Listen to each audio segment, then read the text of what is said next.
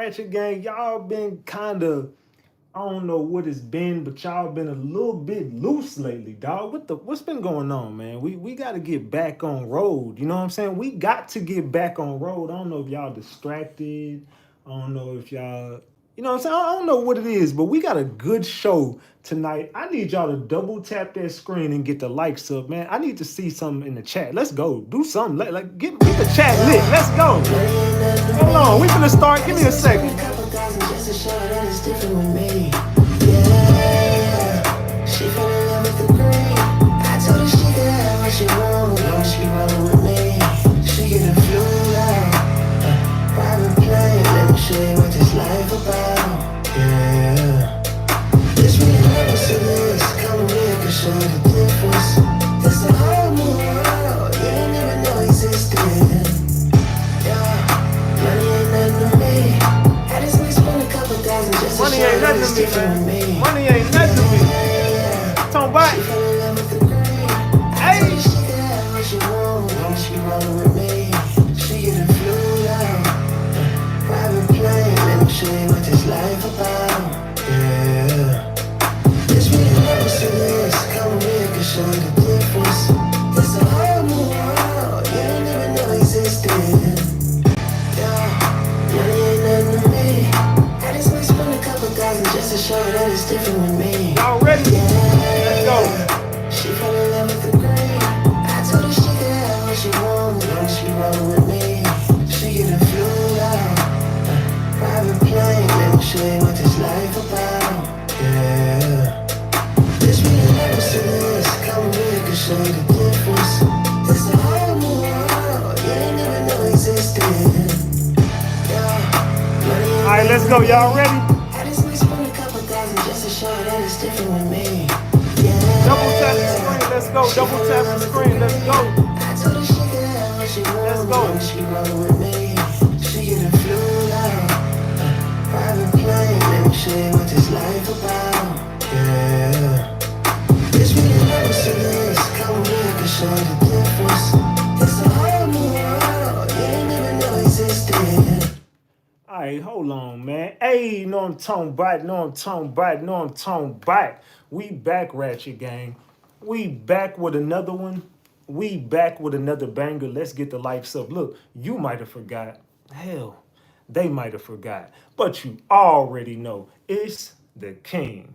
Too loyal. Know what I'm talking about? Ratchet TV. Hey, y'all already know, man. Y'all already know. Get the likes up if you in the building.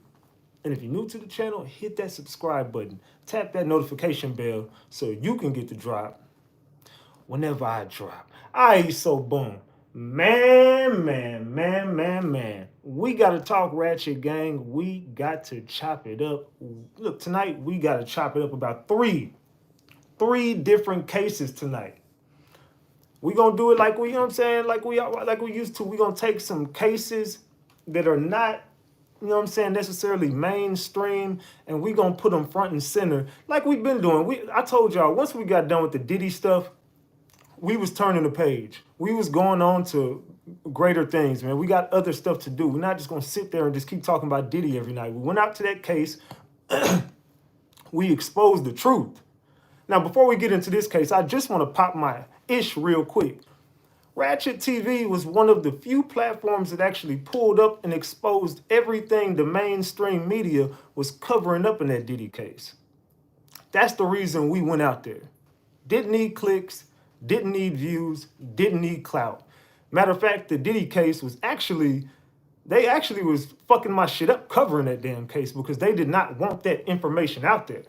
But I went down there, I conquered it, we exposed the truth, and if platforms like RatchetTV, I'm not going to take the full credit for that because there was a few people exposing the truth up there, but not even trying to get into the Diddy case. What I'm trying to say is, if it wasn't for that case, it wouldn't have been proper justice. All we wanted to see was a fair trial, and because of platforms like RatchetTV, we got to see a fair trial. And somebody just beat the feds, which it don't happen. And you could say RatchetTV, Ratchet Gang, and other platforms helped beat the feds. Allegedly, and everything I say is alleged, and it's all under the Fair Use Act. And you can see the Fair Use disclaimer in the description of this video and in the description of all my videos. This is just for entertainment and educational purposes only. This is just to educate my people on what we've been covering over here. Like I said, it's all under the Fair Use Act, and you can see the Fair Use disclaimer in the description of this video, and everything I say is alleged. Allegedly. All right. Salute to Sean Doyle. Says, let's go get the likes up. Damn it. Salute to Sean Doyle for the $10. Also, salute to Mary J for being a member for 9 months. Says, salute, gang, mods, and ratchet. Salute to you. I appreciate you. Drop the flowers for Mary J. Salute. Thank you for being a member for 9 months. All right. So, we're not getting into the Diddy stuff. I just want to basically say that to say platforms like this help expose the people who control everything, which they don't want to be exposed. So you got to be careful when you're doing stuff like this. Like when you're going to cases, like, oh, my bad, the Jamal White case. You're looking at the Jamal White case and you see it's something there that they don't want to expose. I'm gonna go out on a limb and say that the police are probably involved in that case. I believe somewhere down the line, there's a crooked cop somewhere in this case. When I'm looking at the Jamal White case, it's starting to seem like it's something that they're trying to expose, but also trying to cover up. The information that started coming out real weird, and then you're pushing a 14-year-old to be the mastermind of the case. There's something going on here. I'm not really sure what it is, but we're going to uncover it, though. Allegedly, the family has some deep-rooted ties. I believe the mama's connected in with police, and I believe she's crooked. I believe she got a crooked cop somewhere, and that name, every case we cover, that it's a cover-up, pay attention to the last names. Always pay attention to the last names, because the last names all make sense in every case. If you go back and just think about the Mo3 case, you start to look at the name Moore. I'm freestyling right now. This is what I do. Just go look at the name Moore in that case. Pay attention to that. There's other names too. I'm just saying Jackson. Pay attention to that in the Mo3 case. You get to the Dolph case, pay attention to Thornton. Pay attention to a few things that happened around that case. Skate around the cases, take off. Look at the Prince name, look at the chief of police, look who he was connected into, Fifth Ward type shit, you know what I'm saying? You start to go through these cases and you pay attention to a lot of the last names, and you can start putting the puzzle pieces together for behind the scenes, right? All right, when you're looking at the Rodney Hinton case, have you guys heard of the Rodney Hinton case? Drop the gems in the chat if you have heard of the Rodney Hinton case. Ryan Hinton, Rodney Hinton, have y'all heard of that case? Drop the eyeballs if you have not. Drop the gems if you've heard of the Rodney Hinton case. Drop the gems if you've heard of the Rodney Hinton case. Drop the eyeballs if you don't know what I'm talking about right now. Because there's corrupt cops in that case too. I say I have not. Okay, Capri has heard of it. Trey Watt has heard of it, or Trey Watt, I'm not sure if I said that right or wrong. Come on, y'all, let me know. Participate. If you have heard of the Rodney Hinton case, drop the gems. If you have not, drop the eyeballs. Jack has heard of it. Socialite. A lot of people have not heard of that case. That's crazy work. Frank Anderson has heard of it. It's a case out of Cincinnati. We're gonna do a deep dive into the Rodney Hinton case tonight, as well as the Jamal White update. Also, we're going to get into the Todd Austin case. That's a case in my around my hometown. You know, I'm from the DFW area. That's out in the DFW. That's a case out in Arlington, Texas. We actually started talking about that case last time I did live. The Todd Austin case as well. If you have heard of the Todd Austin case, drop the purple hearts. If you have not, drop the thumbs down emoji. If you have heard of this case, the Todd Austin case, drop the purple hearts. If you have not, drop a thumbs down. Let me know in the chat, have you heard of that case? Because I did it last time. If you was here, you remember it. If not, we're going to get into that case tonight because there's something that's been going on in that case that leads me to believe something is going on in that case as well. Because when you start to put the pieces together, something happened that just didn't make sense. I mean, you could blame it on what we exposed, which was obvious, but there's still something there that just doesn't make sense. So I want to go back into that case tonight as well. I want to get back into we're going to go over the Jamal White case tonight.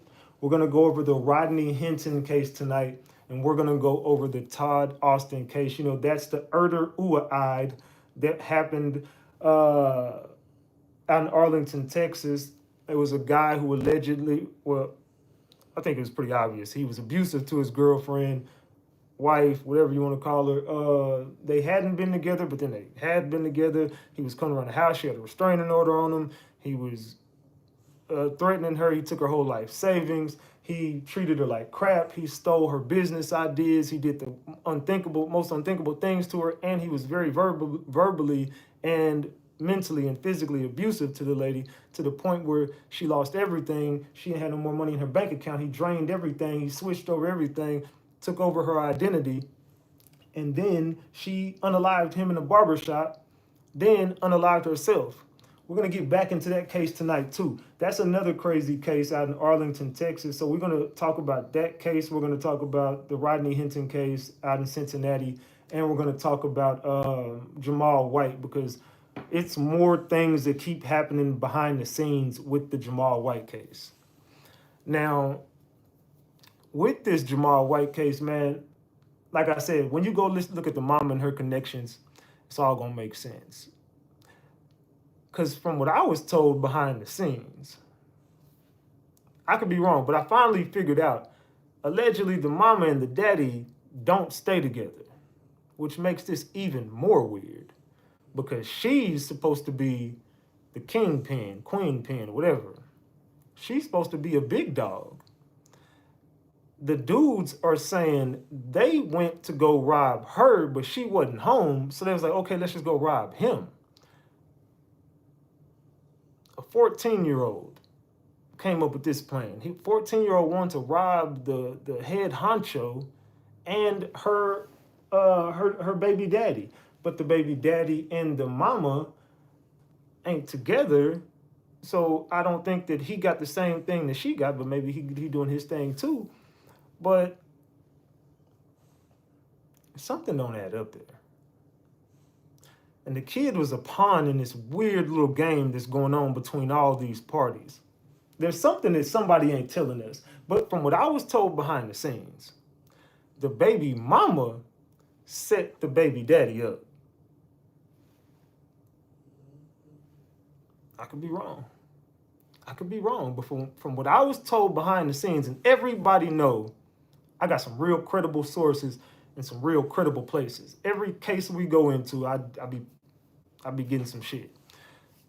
But this ain't about me. This is about this case. And what I was told behind the scenes is the baby mama set the baby daddy up and she put that whole play into motion. They said, damn. Yes, that's crazy. AF so-called allowed a 14-year-old to call the shots just stupid. He said it's loose as F, but he's the cousin, right? Allegedly, sir, allegedly. So it sounds like some females from Cincinnati. Says, oh, wow. I wouldn't put it past these bum AOs. They said, wow, okay. So I don't like nobody. They said, man, look, from what I was told, the baby mama, I guess, got some vendetta with the baby daddy. I don't know what's going on between those two, but allegedly she put this whole plan together. She plotted it out, and she put the dudes on him. But they were supposed to pretend like her and make it look like, I don't know, man. It's a whole setup, but the baby mama was allegedly behind everything.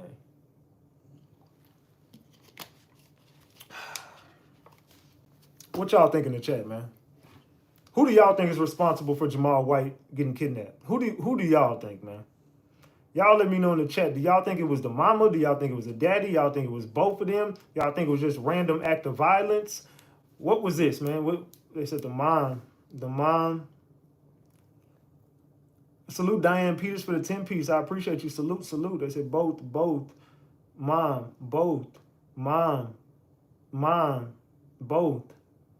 Mom for sure. They said, I knew it was planned.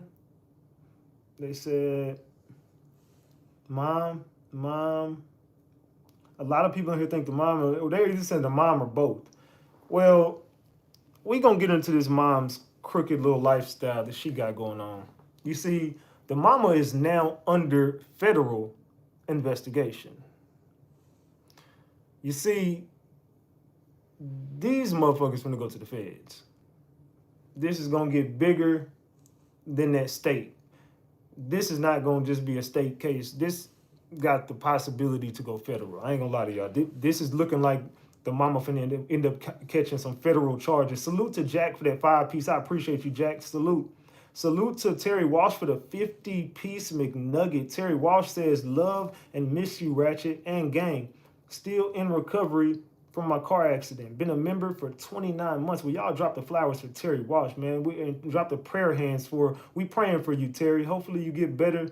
And, you know, I always love and I missed you as well. So salute to you. Let's continue, y'all. So the mama, we about to get into this story.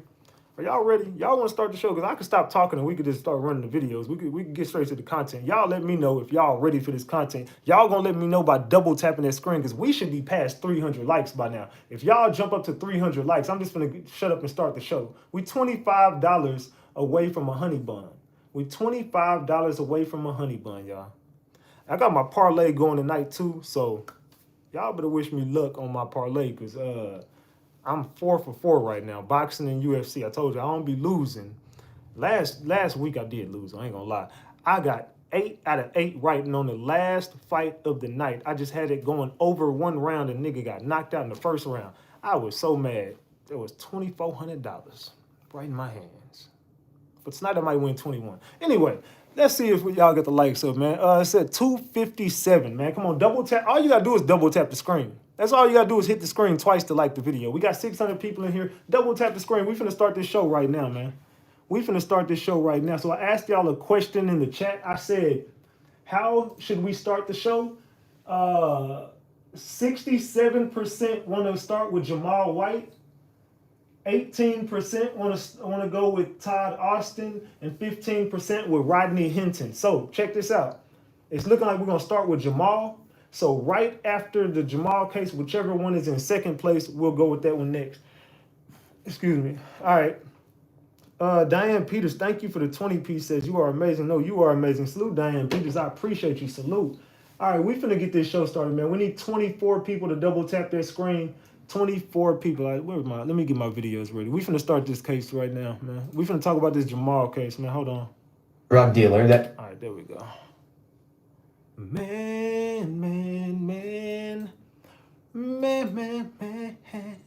All right, y'all ready? Let's see.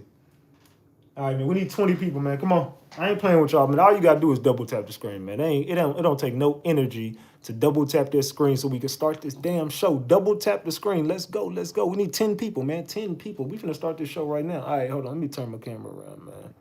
Let's turn this damn camera around. My bad. All right, so Corey Williams makes his first court appearance. Also, Jamal White has been released to CPS, is what it says. Let's get to this, man. Let's get to this damn story. What the hell is going on in this Jamal White case? Did y'all know he already had his first court appearance? This dude done told everything too, by the way. Let me tell y'all something. This dude went and started snitching on crimes that they wasn't even looking for. That nigga gave up niggas in D.C. and everything, I heard. Hey, they said this man been up in there telling on everybody. They said they gave him 2 peanut butter and jelly sandwiches, and that nigga told everybody business on his block. This nigga snitched on everything. He snitched on his plug. He snitched on the baby daddy. He snitched on the brother. He snitched on this dude. He snitched on that person. He snitched on the whole organization. He said, man, hell no, I got to get up out of here, dog. I got a family, man. I got kids at home. I got to get back home. I say, money is the root of all evil. I said, of course he did. I said, damn, the baby in CPS because the ransom was jewelry and the mom didn't show up to get the boy. The son confirmed it. Yeah, oh yeah, the son did confirm it. The son, and the 14-year-old. Everybody, and this nigga, everybody confirmed it. They said they was holding the baby for ransom. They were holding the baby for ransom. And okay, so look, they saying this, from what I'm being told, this ain't a play. Like, he really got kidnapped. Like, from what I listen to what I'm telling y'all, I don't know what y'all heard behind the scenes, but I've been talking to some people. They said, look, this ain't a play. The little boy definitely got kidnapped. Like, this wasn't, yeah, it was all planned. This was a whole plan, but it was a plan that just literally, it's like, okay, it's like this. How could I put it? Let's just say you and two people go ROB a bank or a gas station or whatever, you know what I'm saying? And you got a whole plan, like it's supposed to go like this. We finna go in there, we finna whoop-de-whoop-de-whoop, we finna whoop-de, or you go kick in the trap. You know what I'm saying? You got, the plan sound good in your head. You like, all right, so look, this is what we're gonna do. Everybody planning it. Even if you ain't going, you're a part of the plan. But then as soon as you get there, like shit just go left instantly. And you just got to start freestyling. Now everything fucked up. So from what I'm being told is, they said the little boy definitely got kidnapped, and the little boy definitely went through some traumatizing events. I don't think nothing happened to him. Like, I don't think he was touched or nothing or harmed or no shit like that. Now, they did think about it. They said that's real. Like, they was really, because shit went left and the mama didn't come through. Like, whatever was supposed to happen, the mama didn't come through on her end. And when they hit her up, she still didn't come through, because it was supposed to be, I think, a plan for 10 racks or something. I don't know if she knew he had it on him. She set the play up. She put the play in motion, from what I'm being told. And then as soon as they went over there, shit went left. Then they had to just snatch Junior up. And then, shit, from that point, they told the mama, like, hell no, like, you owe us something. We getting something up out of this. And everything just went left. And I think the mama snitched on Corey, and then Corey snitched on the mama. That's my analysis for this shit. I think when shit went left and they got the boy, all bets was off. The gloves was off at that point. She like, hell no, you got my kid, bro. Like, what the fuck? And then he hitting her up like, no, you owe me. And she like, yeah, okay, I got you. And then she like, fuck that, call the police. She flipped on them, she got them all jammed up. So then they flipped on her, allegedly. There you go, right there.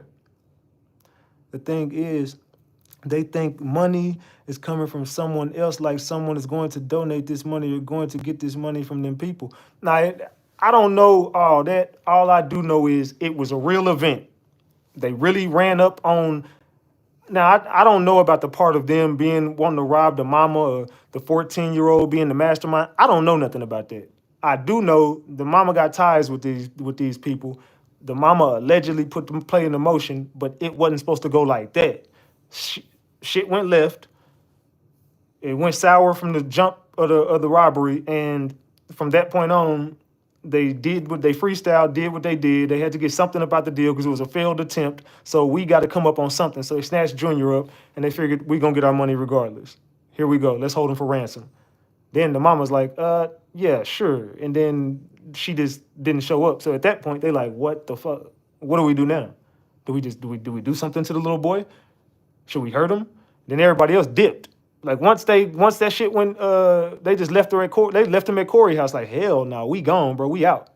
So they left the little boy with Corey, and Corey just sitting there like, what the fuck? So Corey ended up leaving the boy in the bedroom, and then the cops came in and got him because they already had snitched on him. Like, the mama flipped. She snitched on him. How you think they got him so quick? Because they knew where he was at. This was a whole plan, dog. The plan just backfired. The 14-year-old is just a pawn. He won't get much time. Exactly. That's why they're making him the mastermind behind it, because he's doing it as a minor. He's not gonna, I doubt that he, get charged as an adult and end up having to go to adult prison. He'd probably go to prison he'd hit up juvie or whatever till he turned 18 type shit. And he might get out. Or he might not even do that. I mean, I don't know. He's 14. He's the mastermind behind this. So them throwing him as the face, I mean, they still gonna get hit, but he's the mastermind. This is his idea. I just took you there. So, I mean, you might get the same shit he get. Let's see. Drug dealer that evolved into a high-profile kidnapping. Today, one of the men accused in that plot makes his first court appearance. Fox 6's Bria Jones is in the newsroom with his response when the court commissioner said there may have been plans to harm the boy. Sam Corey Williams said it was a lie when a court commissioner said he thought about harming the child. The criminal complaint says Williams admitted there were conversations between the other two people involved about whether or not to hurt the child. So right there, like I told you, that boy is snitching. He telling everything. He said, look, I didn't, no. Correction. I didn't say I thought about harming the boy.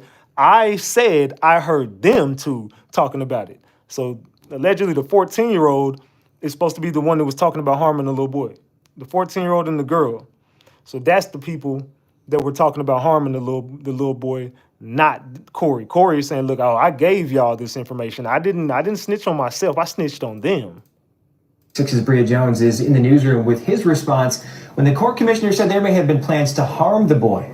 Sam Corey Williams said it was a lie when a court commissioner said he thought about harming the child. The criminal complaint says Williams admitted there were conversations between the other two people involved about whether or not to hurt the child. But Williams says he was just a driver. Salute, TT, happy birthday to you. Happy birthday, TT. Everybody tell TT happy birthday. Salute. And he only intended to rob the child's parents. A week after, a 7-year-old boy cried out for his father in the hands of his masked and armed abductor. 25-year-old Corey Williams, one of his accused kidnappers, is taking a deep sigh.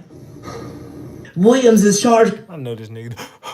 So he's taking a deep sigh Of his masked and armed abductor. 25-year-old Corey Williams, one of his accused kidnappers, is taking a deep sigh.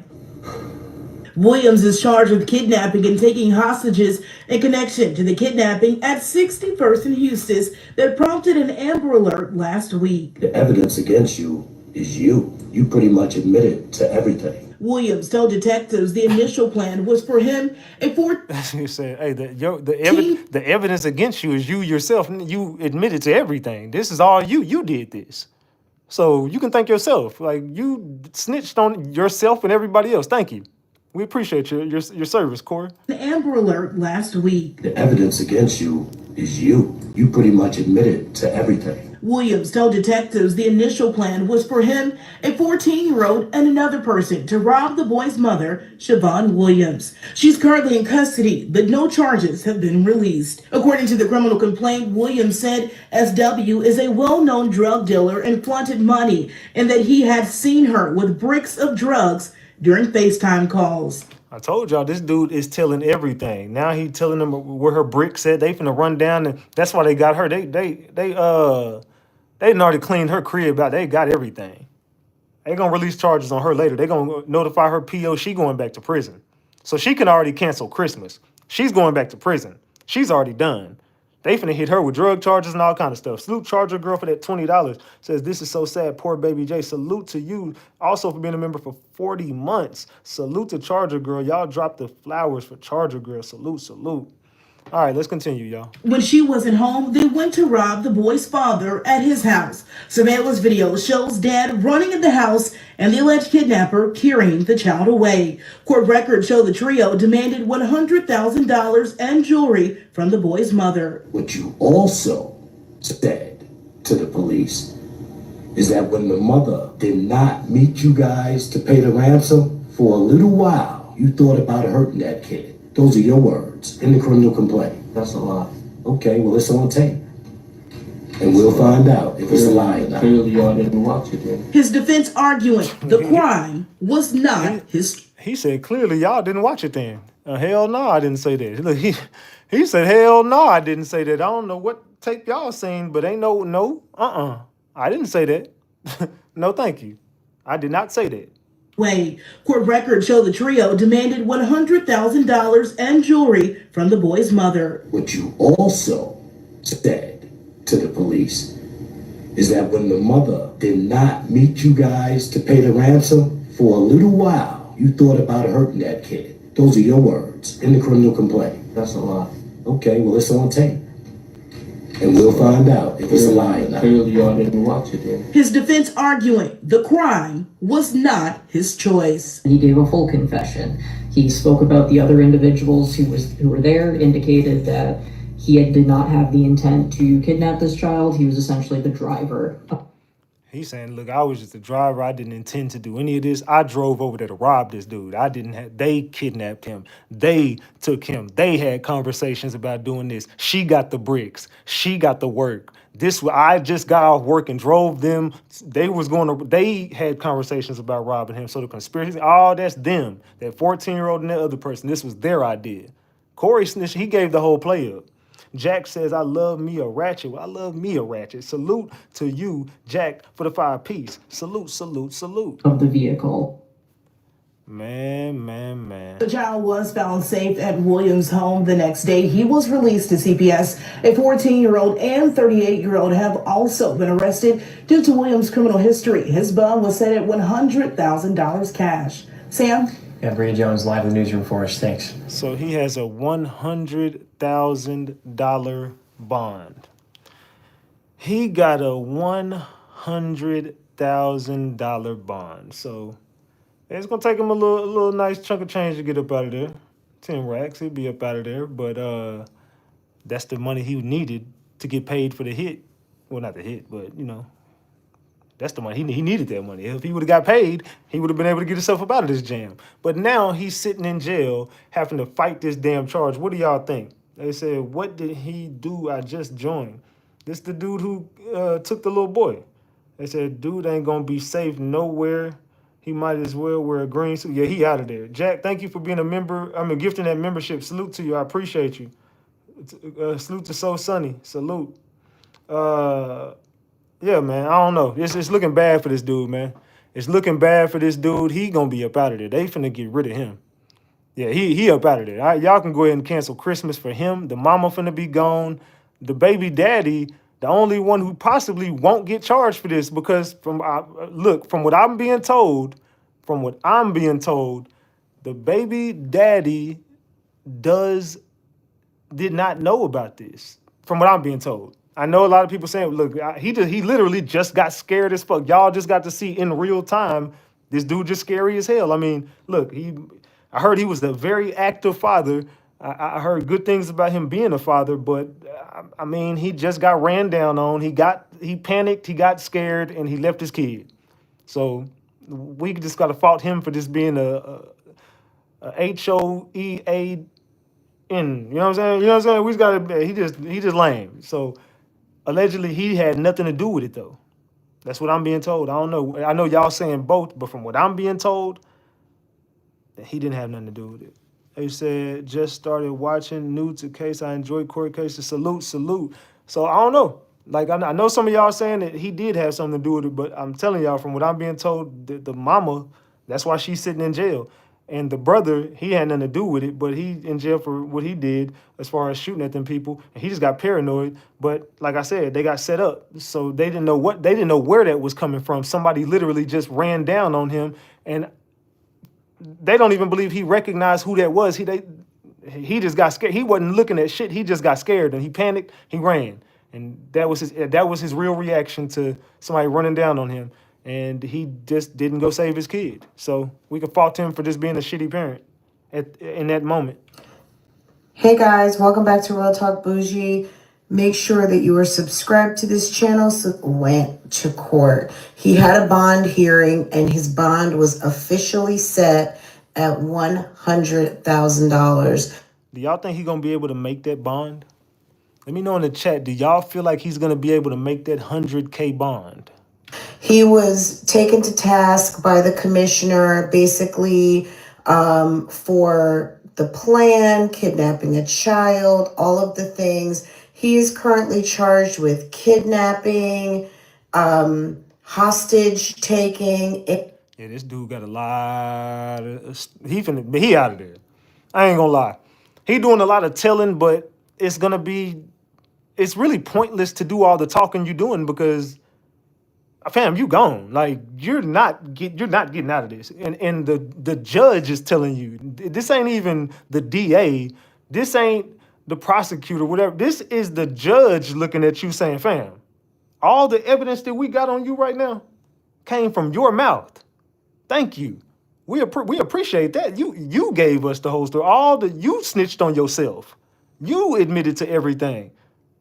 So... Let's see. And also contributing to the delinquency of a minor. So he's got some serious charges. 2 of them carry a 60-year sentence, the other 10. Let's listen to this quick news update, and then I'll be back. Covered in the dramatic abduction of a Milwaukee boy. In court today, prosecutors say Corey Williams confessed to helping kidnap 7-year-old Jamal White about a week ago. Told y'all he snitched. He gave the drop on everything. The dude snitched on everybody. It sparked a 24-hour desperate search for the boy. He was eventually found safe at 39th and Lloyd. As 12 News' Hannah Hilliard explains, the suspect disputed the evidence in the case.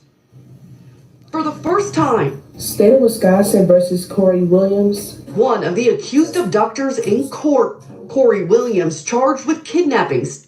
Man. This dude done found himself in a whole heap of trouble.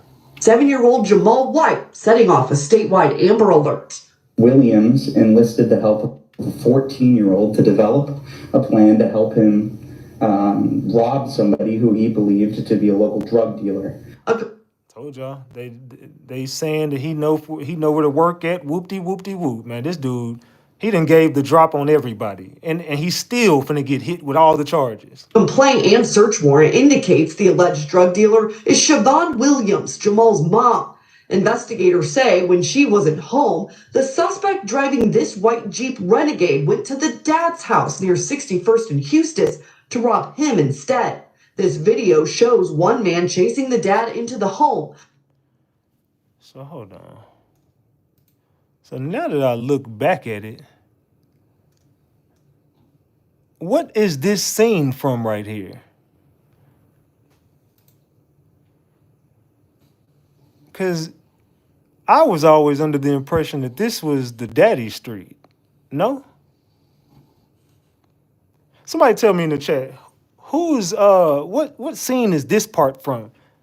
Right here, like this first part that they always show. Let me show you this shit. Investigators say when she wasn't home, the suspect driving this white Jeep Renegade went to the dad's house near 61st and Eustis.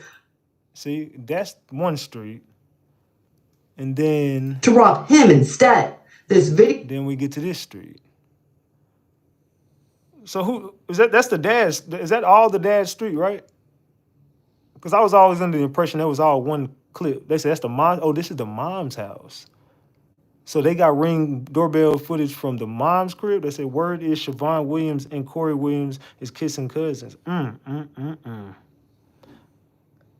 Yeah, so okay, I thought so. I thought that I'm like, this look like 2 different spots, man. But I was always under the impression that it was the daddy's. But it's like, is this the mama shit? Cause okay, same street, different. Is it the same street? I don't know. I don't know whose street it is, but I thought that was whenever they seen the little boy on the bike and the dad ride by, then they turn their shit around. I don't know. I could be tripping though. Is Siobhan Williams, Jamal's mom. Investigators say when she wasn't home, the suspect driving this white Jeep Renegade went to the dad's house near 61st and Eustis to rob him instead. This video shows one man chasing the dad into the home, another following Jamal up the driveway, snatching him and putting him in the getaway car. As the driver, you could have easily said, don't take that kid. Don't bring that kid in this car. You didn't do that. This search warrant says the abductors took the little boy to a home here near 39th and Lloyd, where he watched cartoons and played Legos. Not laughing at, I'm like, what? You took a little boy to the crib to watch cartoons and play Legos. Fam, this sounds creepy as hell. What is going on? What is going on here? What the hell did she just say? Do that. This search warrant says the abductors took the little boy to a home here near 39th and Lloyd, where he watched cartoons and played Legos. It's also here he heard his own mother talking to the suspects on the phone. So the little boy said, look, my mama was on, I heard my mama on the phone with them. Like I told y'all, the mama helped put this whole play together. Listen to me. The mama helped put, I don't care what nobody tell y'all. The mama definitely helped put this damn play together. his elevator doesn't go all the way up. They said because the 14-year-old and the 38-year-old laughing with the baby, he didn't know what to do with him. Man. But look, the little boy has told on his mama a few times. The little boy said, look, I heard my mama on the phone with them. I also heard my mama agree to meet them, and my mama never showed up. So he already done told them, yeah, I definitely heard my mama on the phone. So the little boy ain't slow at all. The little boy is telling y'all, look, hey, I was over here playing video games and watching cartoons and playing with Legos, and I heard my mom on the phone with them a few times. I heard them agree to meet. I know that she was supposed to be there. She didn't show up. So yeah, the little boy said, why do you think she put the play together? Because the play was to rob her. But allegedly she put them on her husband. Allegedly. 39th and Lloyd, where he watched cartoons and played Legos. It's also here he heard his own mother talking to the suspects on the phone. Police say phone records document the kidnappers calling the mother's phone upwards of 40 times. They were demanding, quote, $100,000 and jewelry in exchange for the child. How do we know all the details of this? It's because the defendant himself told us. They saying he snitched on himself and everybody else. Corey gave the whole entire play up.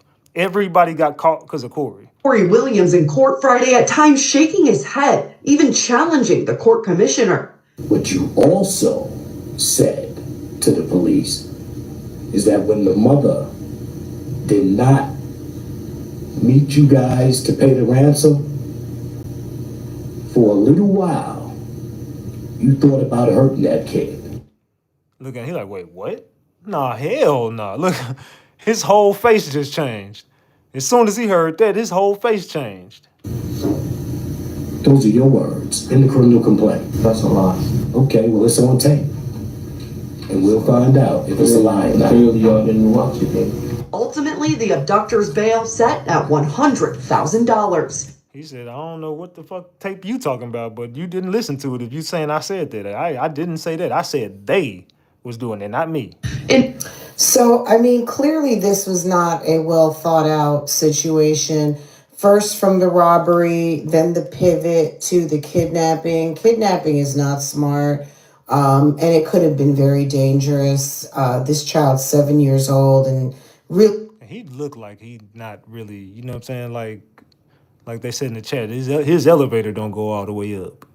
He a little questionable. I don't know about this dude. Really didn't deserve what he went through, unfortunately, and clearly the police figured this out in short time, but this guy's in a lot of trouble. The kidnapping and the hostage charge both carry 60-year sentences max. Yes, this dude got hit with some shit that he ain't gonna be. Look, all that snitching, you still might do about a 60 piece on him. You still might do a 40 piece on him.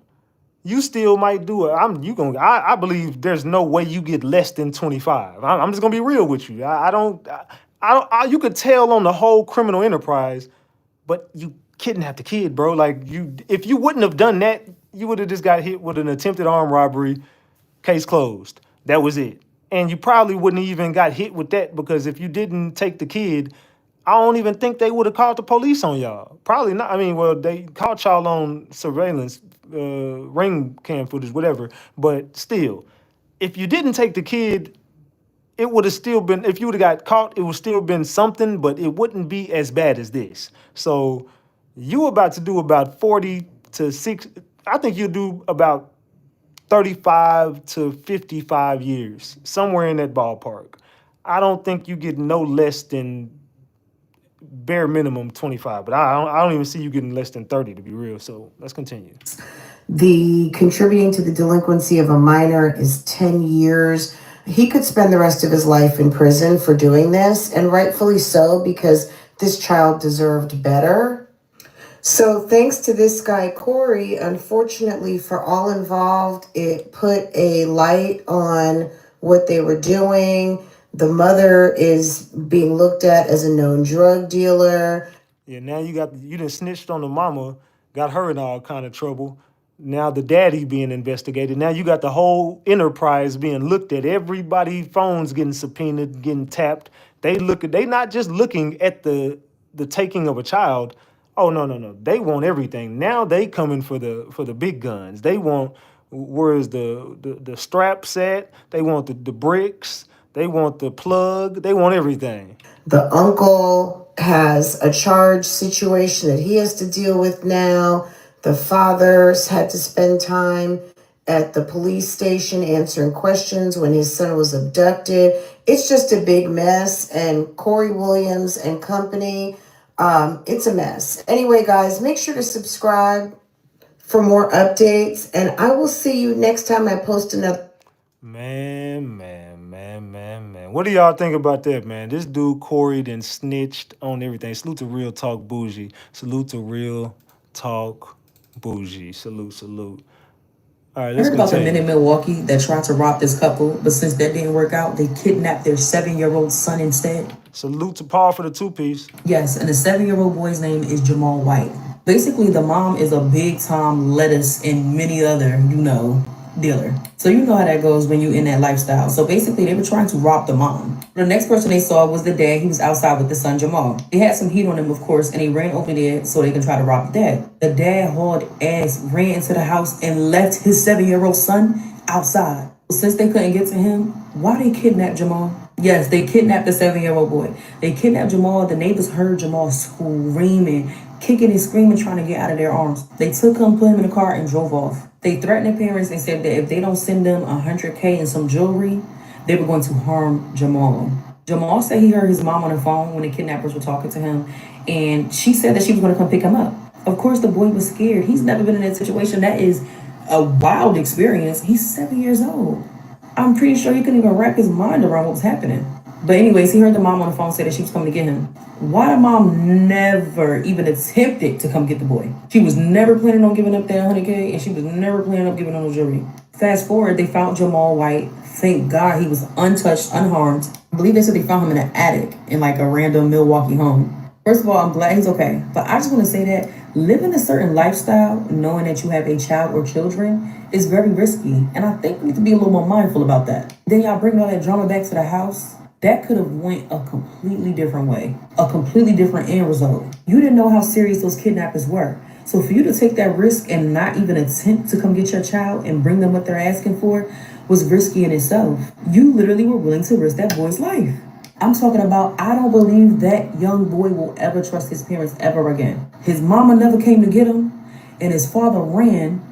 The father's excuse was, he just thought that they was trying to rob him and they weren't going to hurt the son. So that's why he ran and left him. No matter what you thought, no matter what scenario you possibly could have thought of, I would have grabbed my child and I would have ran in the house. I wouldn't have even tried to test that theory. I'm all not going to trust them people at all, ever again, not even a little bit.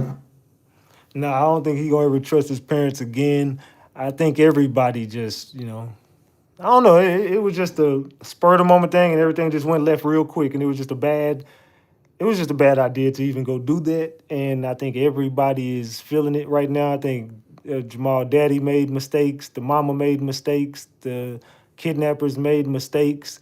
This is just some shit that could have been avoided, dog. And I seen somebody in the chat say, stop posting all that flashy stuff on social media. Look, man, I'm gonna be real.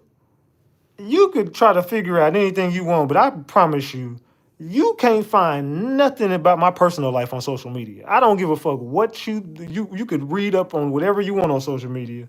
I don't post nothing even close to my personal life on there. You might get a glimpse every blue moon. You might get a glimpse into my world and I mean, this is very far and far between. I don't post nothing about my personal life. I don't post nothing about my personal life on social media, dog. I don't go live just going out places showing y'all, I'm over here, I'm doing this, look at what I got, look at this, look at that, look at how I'm moving, look at who I'm with, look at this. I don't post nothing, man. You might get to see my dogs every now and then. You might get to see me go in my backyard and chill. You might catch me drive every blue moon on live. I don't post nothing about myself on social media. You can find nothing out about me. If you want to find something out about me, social media is the last spot you should go to because I don't post nothing on there except for just content. That's it. Did y'all know that they found a methamphetamine pill in Dagon Jamal's pockets when they found Jamal that day? Like, what? This came from a Milwaukee freaking newspaper article, y'all. But let's get into the story because this is part 2, and I told y'all I was coming back to let y'all know. If y'all don't know, I'm Charlotte Bay, and I tell the good, the bad, and the ugly when it comes to crime stories. If you don't like it, please keep scrolling. No. She say they found a pill on young Jamal. Said it was a pill found on the kid. I'm confused. Is the light-skinned man the 14-year-old? No, that's not the 14-year-old. That's a grown man. That's Corey. Okay, so the mom is a victim too. I don't think the mama a victim. I think that they're saying she was supposed to be a target. They said, I have not heard that. Say exactly, gang don't do flashy-ish. Let's continue, y'all. Let's get into this story. Now, they have arrested a 14-year-old in connection to this case when it comes to Jamal White. A 14-year-old? What the 14-year-old is basically saying, y'all, what I'm telling y'all, this 14-year-old is telling nothing but the truth and is basically spilling it all. The 14-year-old is basically saying, as I explained in my last video, that originally they were supposed to basically rob the mother. But because the mother was not there, they saw the dad. So the plans changed and they decided that they were just going to rob the dad. But it didn't go that way, which is why the plans changed was because the dad ran in the house and basically locked the door. So that's why the plans changed. And then they said, okay, well, we just going to grab Baby J, which is Jamal White. So they grab Baby J, which is Jamal White, and they basically put him in the car and then they take him to that daggone house or whatever. They go put him up in the attic, and then later that night, that is when they start calling Jamal White's mother, literally over 60-something times that night. Now, the 14-year-old is saying that when they got on the phone with Siobhan, which is Baby J's mom, she basically told them that she would meet them at that park with $10K and some jewelry. But as we know, Siobhan never showed up. Now, the 14-year-old is saying that when Siobhan did not show up, that they had planned to harm Jamal White at that time, but they decided against it, and they basically was like, okay, we just gonna put him back up in the attic. So once they put him back in the attic, that is when they started planning on what was going to be their next move when it came to Jamal White. So now it just basically all makes sense, right? On why he was found with a methamphetamine pill in his daggone pocket. Y'all, come back to part 3 because there's more to this. What the fuck, y'all? Man. I'm gonna be real, I haven't heard that. I have not heard that one. Have y'all heard that one? Let me know in the chat. I have not heard that one. Allegedly, I have not, y'all. Let's continue though, man. This crazy work. She's saying he got found with it. And that would be a good reason for CPS to take him. But I mean, I would think they would report that. But allegedly, there's an article that says that shit. Let's continue. In court today, prosecutors say Corey Williams confessed to helping kidnap 7-year-old Jamal White about a week ago. It sparked a 24-hour desperate search for the boy. He was eventually found safe at 39th and Lloyd. As 12 News' Hannah Hilliard explains, the suspect disputed the evidence in the case. For the first time, State of Wisconsin versus Corey Williams. one of the accused abductors in court. Corey Williams charged with kidnapping 7-year-old Jamal White, setting off a statewide Amber Alert. Williams enlisted the help of a 14-year-old to develop a plan to help him rob somebody who he believed to be a local drug dealer. A complaint and search warrant indicates the alleged drug dealer is Siobhan Williams, Jamal's mom.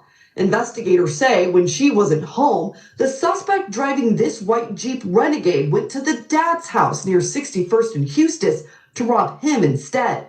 This video shows one man chasing the dad into the home, another following Jamal up the driveway, snatching him and putting him in the getaway car.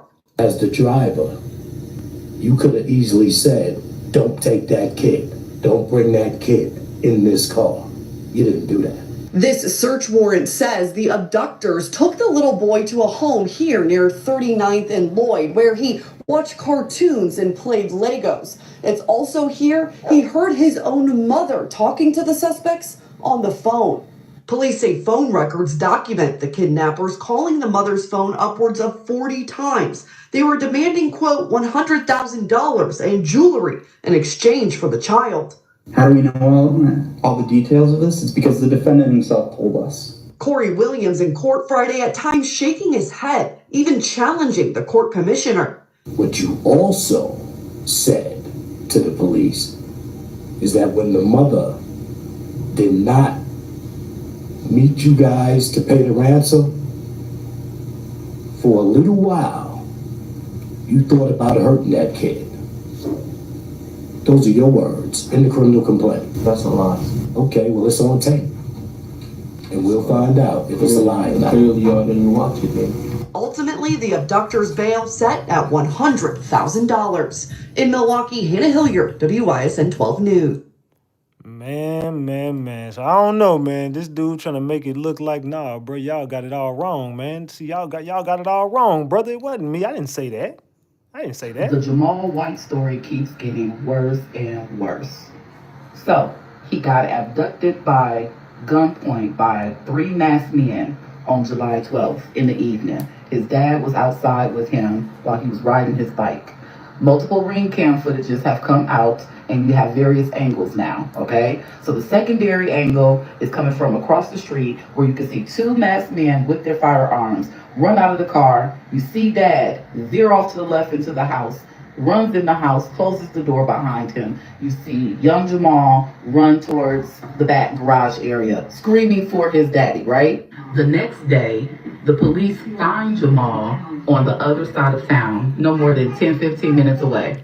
Hey, y'all do me a favor, double tap that screen and get these likes to 500, man. Come on, double tap that screen. Let's go. They eventually interviewed Jamal, and Jamal says, yeah, they had me upstairs. You know, he was in a duplex. He didn't say duplex, he said it, but they had him upstairs. He heard one of the abductors make a phone call, and he heard his mother on the other line. Jamal's dad makes a post because everybody is on his heels about leaving his child behind. This man says, I taught him well, pretty much, okay? He came home safe. He got home safe, so I taught him something. Way to take credit, right? Now the prosecution is putting the pieces together. And one of those masked men apparently was only 14 years old. Allegedly, their plan was to rob mom. And because they couldn't get to mom, they took the kid instead. I will say, y'all did a great job teaching him to tell the truth, okay? Because had he have not told the truth about what he heard, what was going on, then we wouldn't know exactly what happened, right? And apparently the plan was to create an abduction, right? With their own son, have him lay low for a little while they start a GoFundMe, okay? If that ain't a ransom scheme, I don't know what to tell you. And what is a ransom scheme, okay? You take somebody, doesn't matter if it's a kid or not, you take somebody and you say, hey, you gotta pay me to let them go. So you essentially kidnapped your own child and asked the public to pay a ransom to let your own child go. Somebody said, what if the daddy knew about the play, Frank Anderson? I mean, it's very possible. I like I said, I was told nah, but I mean, I'm just, let's do this real quick, everybody in the chat. Let's do this. Everybody's seen the video. When you see them run up and you could see the body language from the daddy and hear him in the background screaming, oh shit. Do y'all think that he was in on that, or was that just a scary ass reaction and that dude just got ghost? Because me looking at it, even without being told any information, it looked like that nigga just scared. You know what I'm saying? He panicked and he did not care about his kid in that instant. It just seemed like he just ran and he literally was just petrified. That man is scary. I don't know. Y'all tell me in the chat, do y'all think that he was a part of that? Or do you think that he was just genuinely surprised that niggas was in his front yard? It looked like he didn't know that shit was coming, because it didn't seem like he knew that was coming. I think they could have staged that a little. If the daddy was in on it, I think the stage could have been a little better set. They could have just, hey, just act like you hit me and I just fall on the ground and get laid out. And then you know what I'm saying? It could have been played better than that, because I'll still look like a hero. I could just be like, no, don't touch my son, and boom. You could just pretend to knock me out and then grab the kid. And it could have been played better than that if it was the daddy, now that I think of it. He just left his kid. I don't think that he wanted that to be saw. I don't think he knew that camera was right there anyway. But still, I don't think that he wanted people to know that he just took off running and just left his kid. Let's continue. Yeah. The child supposedly is with, Child Protective Services. And all in all, at the end of the day, y'all about to be sent up the river for doing something to your own underage family member, okay? What's in a title? What's in a title these days? Mom, mother, I thought it meant so much more. I thought dad, father meant so much more.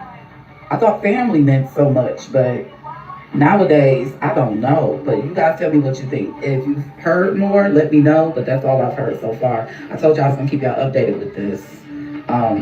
It's just crazy how it's turning out. But some of us knew it was sketch from the beginning. Okay, like, share, comment, let me know. All right, bye. Yeah, I don't think nobody in here really thought this was a real thing. I mean, I think we all kind of knew that this was I think everybody in the building knew that there was some bullshit. This was some bullshit. I'm gonna be real. I think we all kind of knew it was some bullshit. So Jamal White ended up hearing his mom on the phone with the kidnappers, y'all. They put Jamal up there in an attic, in a house or whatever. So basically, Corey Williams was left with Jamal. So once they figured, like, when the Amber Alert went out and the other two kidnappers seen that there was an Amber Alert for Jamal, they left freaking Jamal with Corey Williams by himself and, like, literally left. So they had Jamal up in the attic, but Jamal ended up hearing Corey Williams on the phone with Jamal's mom. So originally, this is the new story that is out now. Originally, they were trying to rob the mom, y'all. But when they arrived, the mom was not there. Jamal was out there with his dad, so they figured, they was like, okay, well then we just gonna get the dad, because the mom basically is a DRUG dealer out there. And of course the dad is too, okay? So keep listening. So the dad, because they couldn't get to the mama and she wasn't there, they figured, okay, we gonna just get the dad. But they couldn't get him because he ran in the house and locked that door. So that's why they took Jamal or whatever, because they was just basically gonna use him for ransom. Now, this is all allegedly. We don't know the real true story yet, but this is what is basically being said. This is basically what's supposedly in the police reports or whatever.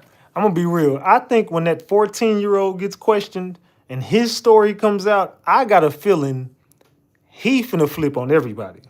I don't think that 14-year-old is gonna take accountability for setting this entire play up. I think he finna feel he gonna probably make it sound like he was coerced into this. Like, no, I was scared. I was scared for my life. Corey told me if I didn't do it, that he was gonna unalive me. You see how he had that little boy over there? We left. I didn't want nothing to do with that. Once we took him, that was Corey's idea. Corey drove. Corey said, this is what we're going to do. Corey took him to the house. Corey started calling. Corey, watch. I think that little 14-year-old finna give up the real play. About this. And what's crazy is, y'all, is that the mom was supposed to go get Jamal. Jamal heard the mom on the phone with Corey Williams. Jamal told the detectives that he heard them on the phone, the mom on the phone, and his mom was supposed to come get him, and the mom never showed up at the damn playground, the meetup spot that they were supposed to go meet up at. And we still don't even know, honestly, if it was for GoFundMe money or what. Like, I still honestly believe that's what it could be for, but that has not came out yet. And also, in my second video, I'm about to be talking about how a 14-year-old came forward and basically told everything. This is how the detectives know what they know. Y'all stay tuned for part 2, because I ain't even, this about to be, it's too long. If you watch this video all the way through, please put in the comments, mind blown. Man. I don't even know what to think no more, man. This shit is just, I'm blown by this shit, dog. This is crazy work. Who would think parents would be this fucked up, right? Okay, y'all, update on Jamal White's case. One of the suspects said that the original plan was to rob Jamal White's mom because he said that she's a known drug dealer and she flaunts her money around. I missed one day, and this will happen. So y'all know me, I've seen the videos, but I had to find the article, so let's read the article real quick. Okay, y'all, so I'll be reading the article from ABC 7 Chicago News. They just updated this within the past hour. So let's get started. The original plan was to rob Jamal White's mother, according to suspect Corey Williams. Williams was arrested and charged with 3 felonies for being the driver last Friday. A 14-year-old boy and a 38-year-old man were also arrested. Williams claimed Jamal's mother was a known drug dealer who flaunted her money. But when they did not see Jamal's mother, they went to Jamal's father's house to rob him instead. Surveillance video shows the 14-year-old and the 38-year-old jump out of their car with guns drawn. When Jamal's father ran inside, they grabbed the boy. Video from the neighbor captured his screams. The kidnappers sped off to Williams' house. The 38-year-old called Jamal's mother and demanded $100,000 in jewelry in exchange for the boy. They were to meet at a nearby park. Williams told investigators the other 2 kidnappers talked about hurting Jamal to show they were serious, but that never happened. When an Amber Alert went out around midnight, the other 2 left Williams' house. When police moved in on the duplex the next day, Williams hid in the attic. Jamal was safely recovered in the upstairs unit. And the 14-year-old boy was later arrested at his house, and a black handgun was found under a couch cushion in the basement. So yeah, y'all, like I said, every day it's getting crazier and crazier, but the daddy apparently didn't have anything to do with it, according to the article. It was the mama. Told y'all. It ain't the daddy, it's the mama. I'm telling y'all. This is crazy. But I still think it's right that the daddy ran and left his son. Like, that's still crazy. Even if, you know, it didn't happen because of him, he still shouldn't have ran in that house. But this is crazy. And everybody was in my comments talking about this didn't have nothing to do with the mama. Stay out of Milwaukee business. So, yeah, let's talk about it in the comments. I'll see y'all in the next video. All right, bye. Yeah, so people always think they know what they talking about. Mind your own business. Y'all don't be knowing what the hell be going on in y'all own cities. I'm telling y'all don't have no clue. It takes for people like the internet to start telling y'all what the fuck going on right in y'all own city. Let's continue. Hey players, so we finally have an update and some charges have been filed in this Jamal White kidnapping over the weekend. Y'all go ahead and grab your tea and have a seat because according to prosecutors, it all goes back to the mother. Grab your tea, let's talk. So according to prosecutors, 25-year-old Corey G. Williams and an unnamed 14-year-old have been charged with the kidnapping of Jamal White.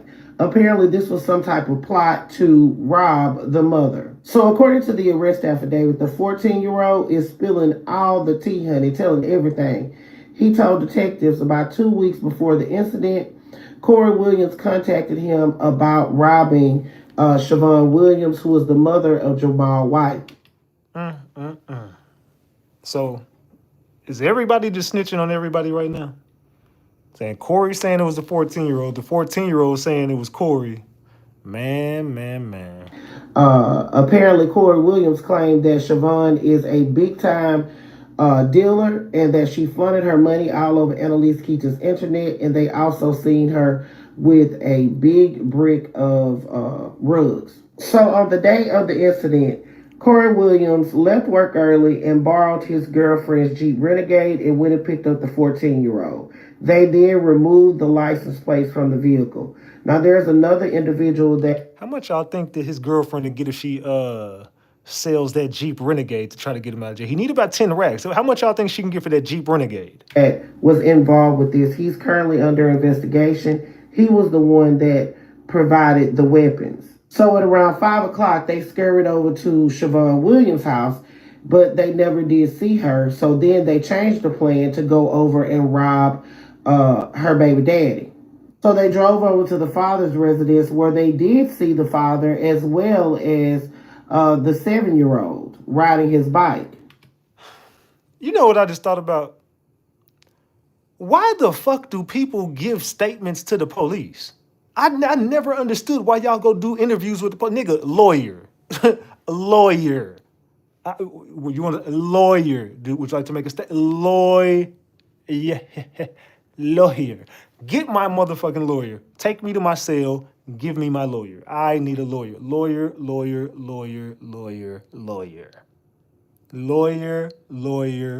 I ain't doing the fucking interview. I don't do interviews. Give me my lawyer. I ain't making no statements till my lawyer is present. Fuck that. So that's when they decided to try to attempt to rob the father, but of course we saw their plan was full because the father went inside of the house. So they went ahead and grabbed Jamal. Now they did argue about grabbing Jamal. However, they decided to try to extort the mother for $100,000. So they then took Jamal to Corey's residence, and they decided to call the mother and demand $100,000 and jewelry in exchange for her son and meet at a nearby park. However, she never showed up. Now, initially, the 14-year-old was supposed to get $10,000 for his part in this debacle, but he demanded more once the child was taken. They also contemplated whether they were going to hurt the child so that they can show the mother that they were serious. Do y'all still feel like all these people know each other? Let me know in the chat. Do y'all still feel like all these people know each other? They say you got that Stephen A. Smith edge up. However, they never acted upon it. So after the 14-year-old and the other individuals that's being investigated saw that there was an Amber Alert issue for Jamal, they abandoned the entire situation and left Jamal at the home with Corey. The next day, the police arrived and Corey hid in the attic in order to try to get away with this thing, but of course he was caught. Now, the detective said that they reviewed cell phone records of Corey Williams and saw where he had made nearly 40 *67 calls, which are private calls, to the mother between 7:33 p.m. on July 11th and 2:39 a.m. That's when she didn't show up. Officers also recovered a black weapon under a couch cushion in the basement. Detectives also listened to recorded phone calls that the 14-year-old made between him and Corey Williams and other individuals about their plan to rob Siobhan Williams. Boy, they got out. I ain't gonna lie. There's no way out of this for anybody. They got everybody. They got everybody. It might be another arrest made soon. Or maybe not. I don't know. But if it's another arrest made, it won't be about the kidnapping. It'll just be around the situation. I don't think that this is the end of this. I think some more shit coming. Charged with being a party of a crime of kidnapping with the intent to transfer property, taking hostages, and contributing to the delinquency of a child, which is that 14-year-old. They also arrested that other individual, the 38-year-old male that I said is being investigated, and the 14-year-old in relation to this abduction, and they intend to refer charges against them. Corey is expected in court tomorrow to be arraigned, and Siobhan is currently behind bars. I think it's a probation violation is what I heard, but the charges haven't been updated online. This is crazy. Players, put your thoughts in the comments. This is Double D Mo for the Black Creek News. Man. Like I said, these got to be some of the slowest criminals in history. These people got to be. I mean, just looking at Corey mugshot, you could just tell Corey, he definitely wasn't the brightest apple on the tree. I mean, we could all tell Corey was like a couple chocolate chips short of a cookie. He was a few French fries short of a Happy Meal. This dude didn't quite, just never quite caught up to everybody else. Allegedly. Let's continue. They had staked out at the mom's house first. They was waiting on the mom because she's a well-known drug dealer in Milwaukee. And so they were waiting for her to come home so they can rob her for $100,000. That was the plan. She never came home. So they like, okay, well, let's swing by to daddy's house. And that's when everything with the kidnapping took place. They weren't even supposed to kidnap him, but the whole thing was to rob mom. Corey looked like the kind of dude, every time you ask him a question, like, huh? Hey, Corey, huh? Anyway, Baby J was interviewed by police as well. And he said, I heard the kidnappers on the phone with my mom. She said she was coming to get me and she never came. And he was, the detective said in an article, it sounds like he was heartbroken, basically, that his mom never came to get him. But the mom was on the phone with Corey and the other two guys that was in the car. I think Corey probably sucked his thumb as a child. They were negotiating getting him back for $100,000. She was supposed to meet them in a park. As an adult, I think he probably still do. She never showed up. So then Corey and the other two guys that were with them, they discussed robbing Baby J to show that, listen, we're serious. We want that $100,000. But before they had a chance to do any of that, by the grace of God, not only did Milwaukee come together, but people from all over came together to locate Baby J, and he was found. He's safe. Well, I mean, y'all know he ain't all there. I mean, if you telling me a 14-year-old put you up to throwing your life away, then I mean, your car might not be registered. You know, you know what I'm saying? Your car probably ain't registered quite yet. You know what I'm saying? You got an unregistered car at this point.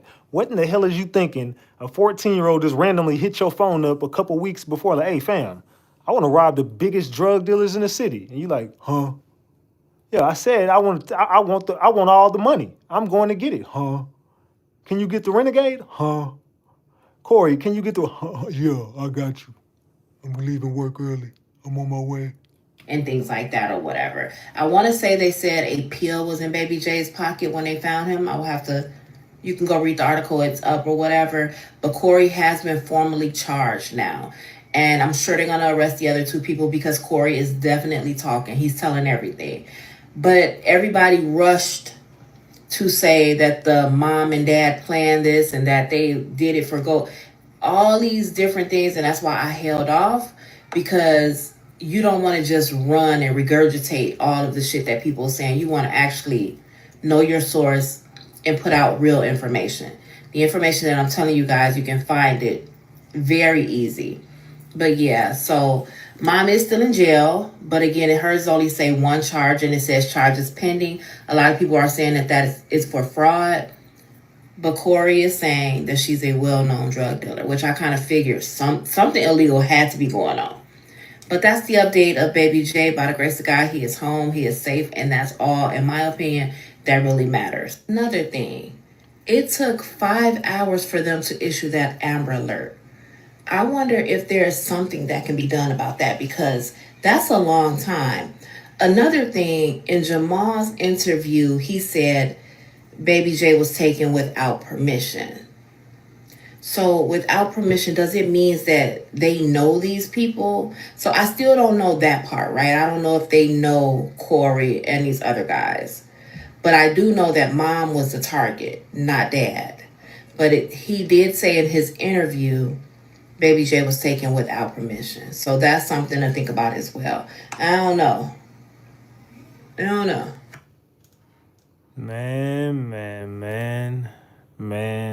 Man, Jamal White, man, these people. Well, I was fired from yesterday. Okay, hold on. That's the other one. That's another case. All right, I think we are we caught up on the, yeah, we caught up on that one. All right, we are caught up on the Jamal White case. Tell me in the chat, what do y'all think about that portion of the show, man?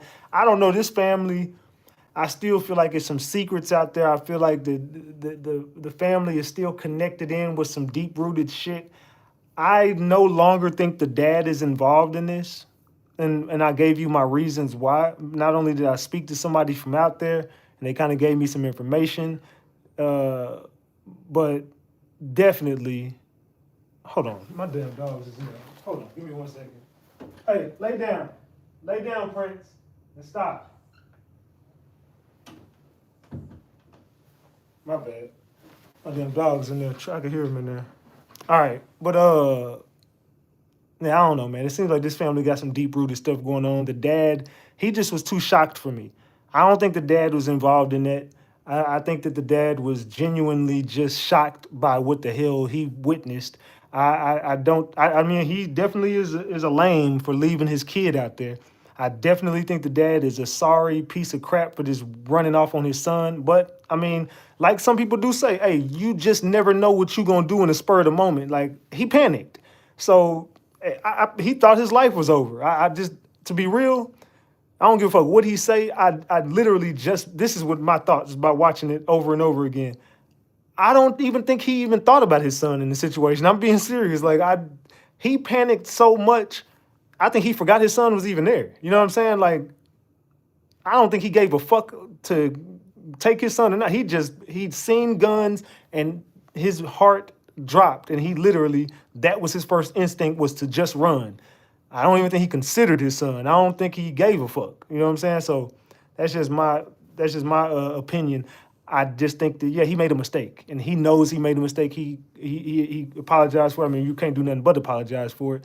Now, does he suck for doing that? Yeah, that's lame as hell.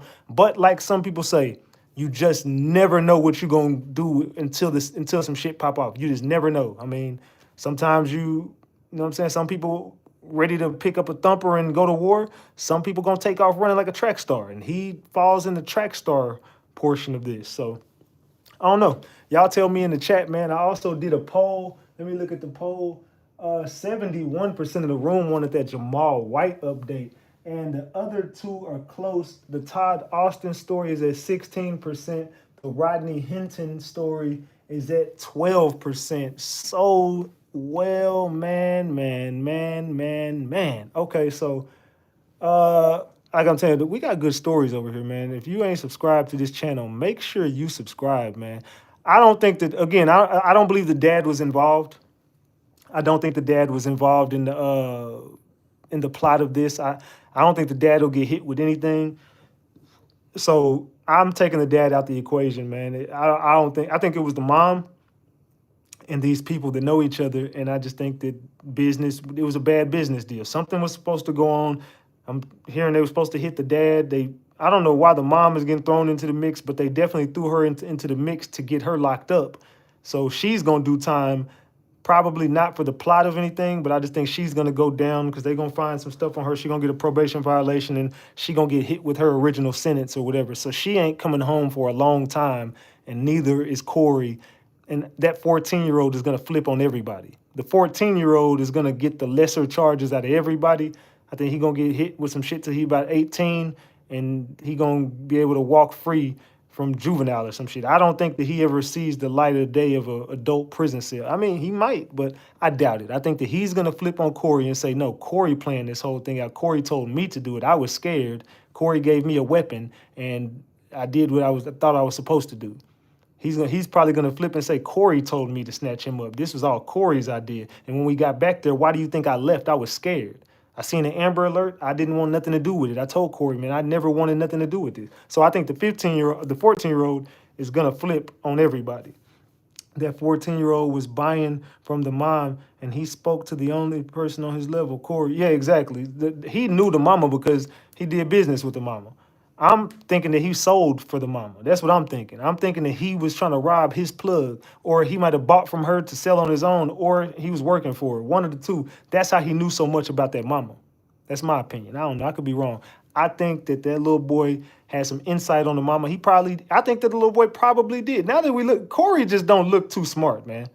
The little boy probably put the play together with the mama or without her. I don't know, man. The little boy probably the smartest one in this situation. That's crazy to say. The 14-year-old might be the mastermind. Hell, he might got more heart and he might got more brains than everybody in this damn situation. What y'all think in the chat, man? Y'all let me know, man. That's the Jamal White story. We also covered this last time. The Todd Austin story. Let's get into this Todd Austin story, y'all. That Todd Austin had stole his baby mama business idea, exposed her credit on the black market, also gave her HIV, neglected their child, and had 9 other kids and was abusive. He had 9 secret kids. Gave her HIV, stole her business, destroyed her credit, and after everything he allegedly put her through, she snapped. This is a treacherous story of Todd Austin and Michelle, a young couple whose picture-perfect moments were hiding so many secrets. Let's talk about who Todd really was. He wasn't just some ordinary dude. He was a hustler in every sense of the word. Some say he was on his way to becoming a multimillionaire. Get the likes up, y'all. Double tap that screen. Others double tap that screen, everybody. Say he was a master manipulator. Todd was involved in many things. He was known for selling hair, allegedly running his own hair business. Okay, first of all, now I don't even need to look further than this. No, you stole that idea from your girl. I don't know too many dudes who just be like, you know what? I'm about to start a hair business without the knowledge of a woman behind you. Let's just be real. Women know all that shit. I know women put me up on a lot of shit too, like especially them hustling. A lot of women got them hustles, man. I'll be real. A lot of women be having some hustles. So I'm just gonna be real. I think that you stole this from her because she said you stole everything from her. So now that I'm looking at it, yeah, bro, you definitely did what she said you did. But that wasn't all. He also cooked, promoting himself as a private chef, posting plates on social media like he was building a food empire. I came back to let you know. Man, this dude. So he was a chef, sold hair. What in the hell? He was trying to build a food empire. Gotta thank you. And I Not the frozen broccoli, brother. can't go. I know you didn't throw frozen broccoli into that. And the third hustle, credit repair. And Todd was I heard he stole this from her too. the owner of a business called Credit Champs. From what we gathered, he specialized in helping people fix their credit and build business credit. And Michelle was right there with him, allegedly helping to promote the brand and even contributing ideas to grow the business. Some say she taught him, and that's how he got into helping others with their credit. Timon Michelle Williams, 37, wasn't just the girlfriend. She was a boss in her own right. According to her business profile, she was the CEO of Lux Credit Services. So this was supposed to be the brains behind his whole enterprise. She was supposed to be the brains. A lot of his exes said he's a lame, liar, and a thief. Salute, Tressie. Man, what do y'all think about this dude? Do y'all think he's a weirdo creep? Do y'all think that they lying on the man? Let me know in the chat, man. This is a cold story right here, man. Y'all got to stick around for this story. This is a cold story right here. She introduced herself as a financial strategist, credit analyst, tax preparer, and mentor. She said she helped hundreds of clients fix their credit and secure funding for their businesses. And she wasn't just local. Isha says, I used to work with him on different things and recently with her too for their tax services company. Isha, hit me up on Instagram. Isha, hit me up on Instagram. My Instagram is @RatchetTV. I need you to send me any information you got. Just hit me up. Let's chop it up. Yeah. Go ahead and hit me up and chop it up with me on the back end. Let me show you my Instagram real quick. This is my Instagram right here. So check me out on my Instagram. Go to my Instagram. It's @RatchetTV. That's my Instagram right there. Salute. Hit me up on my Instagram. All right. My bad, y'all. I need to get that information. All right, let's continue. Michelle claimed she had clients across the country and had been making waves in the financial literacy space for a minute.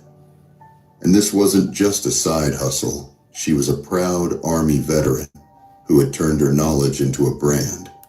She even said she started teaching her 2 sons about credit and finances at an early age because, in her words, our community isn't taught that. She was big on community empowerment and making people feel like they weren't alone on their credit journey.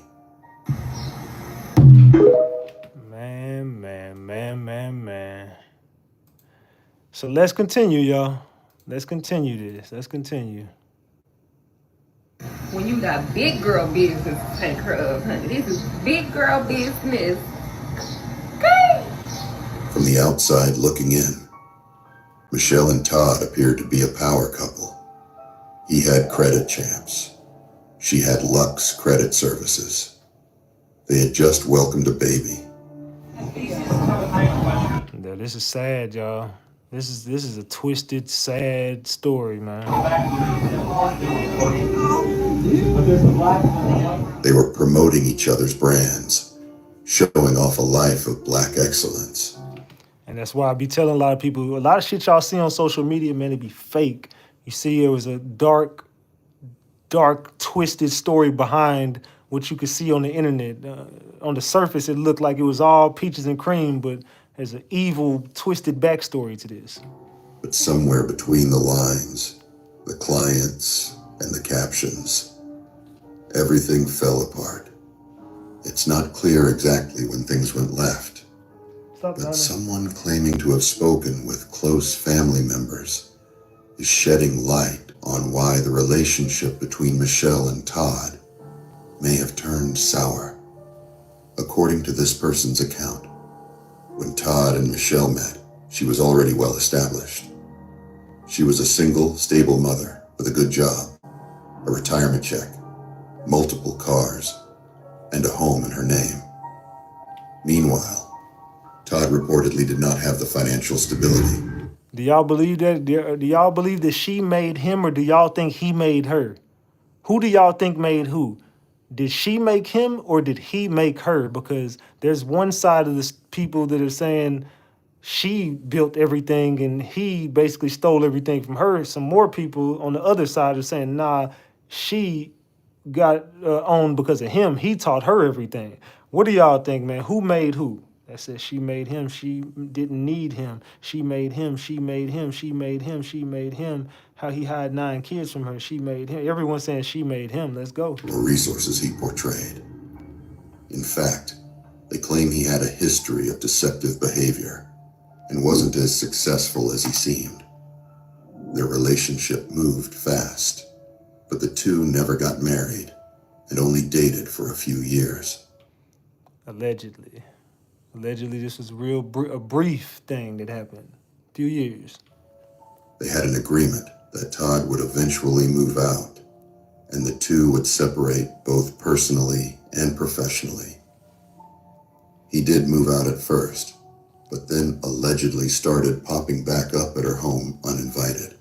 They said this dude became like a real life stalker. He would not go away. She put restraining orders on this man and he still would show up. The police wouldn't do nothing. Said the police would do nothing.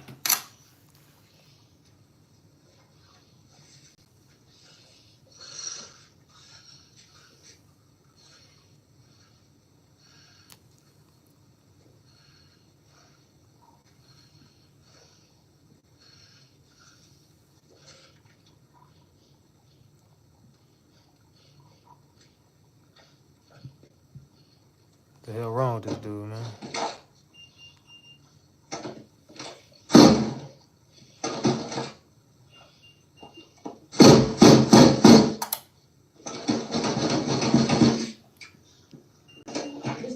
Motherfucker wanna fucking pop me off the sheet. You gonna change the code? You gonna take the code off the door? You stay, motherfucker. What are you doing that for?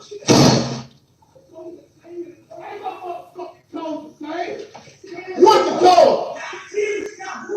Ain't shit. Why the code ain't working?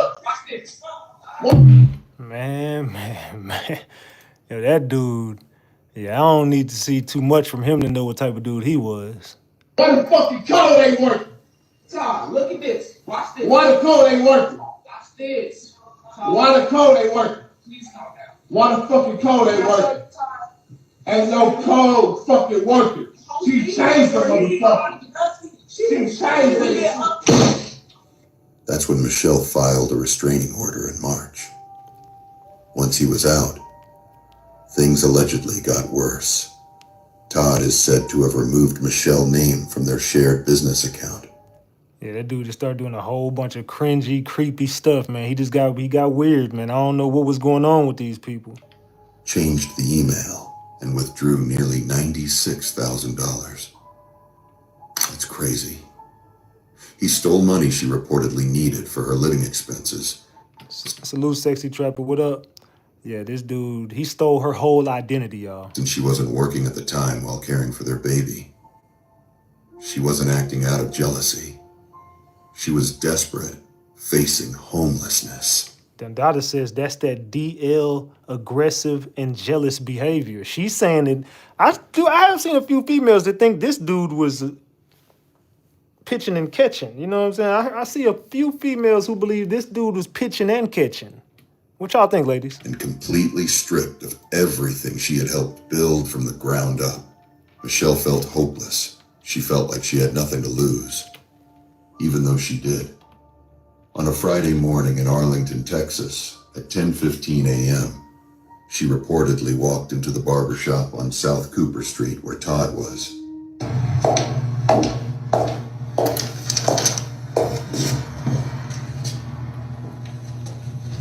According to reports, she shot him multiple times, then turned the gun on herself. When police arrived, she was attempting to leave the building, but tragically, before they could intervene, she shot herself again and was later pronounced dead. Shooting about a man who was getting his hair cut at a salon when he was shot and killed.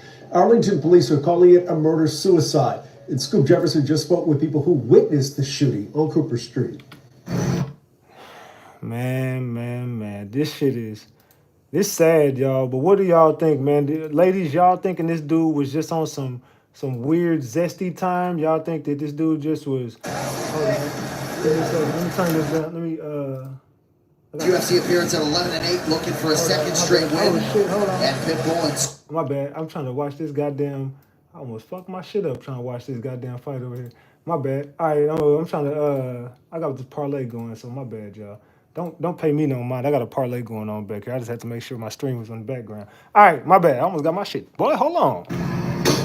This is the moment Arlington police officers arrived at the front doors of the Spa Galleria strip mall on shots fired, recorded on a cell phone. Just after 10 a.m. Friday, police say a 37-year-old woman walked into the South Cooper Street location with a gun and opened fire on a man she had been dating as he got a haircut. They were just all nervous and real scared. Another vendor inside the Galleria had just finished with one of her clients. Yes, she did unalive him, and she unalived herself as well. She unalived him, and she unalived herself as well. I got multiple texts from them saying there was shooting happening, and I saw the cop cars in front of me, and I heard gunshots. The victim, identified by family and friends as 37-year-old Todd Austin, was getting his haircut by Dax the barber, a popular Arlington stylist. Dax, who didn't want to go on camera, told us she fired several shots, striking Austin in the chest area. She unalived him in that barbershop and took herself out. Been his customer for 12 years and says on his Facebook page that his clients are his extended family. As other Galleria employees arrive, I have a barber suite inside. They got the devastating news. Man. Let's continue this crazy ass story. How y'all feeling about this story? Y'all like this story, man? Got the devastating news. And one of the suite owners 2 doors down actually told me, hey, don't go inside. Somebody just got shot. Let's address some of the other rumors that have been floating around. Todd was accused of having multiple children outside of his relationship with Michelle, with claims that he fathered kids while they were still together. On top of that, there were rumors suggesting he was secretly living a double life. And what type of double life do y'all think that would be? So allegedly, he was having kids on her. He became abusive, possessive, controlling, and he started to live a double life. What type of double? And allegedly, he brought something back. You know what I'm saying? A home in Vegas. He brought back to her. He brought her back a home in Vegas. And that could make anyone snap, right? Allegedly. Let's continue. With people alleging he was gay. Oh, so Dundada, you was right, Dundada. They said people were, let's run that back real quick. Hold on, Dundada. On top of that, there were rumors suggesting he was secretly living a double life, with people alleging he was gay and had given Michelle HIV. Some even believe that this played a role in what led to the tragic murder-suicide. That's crazy work.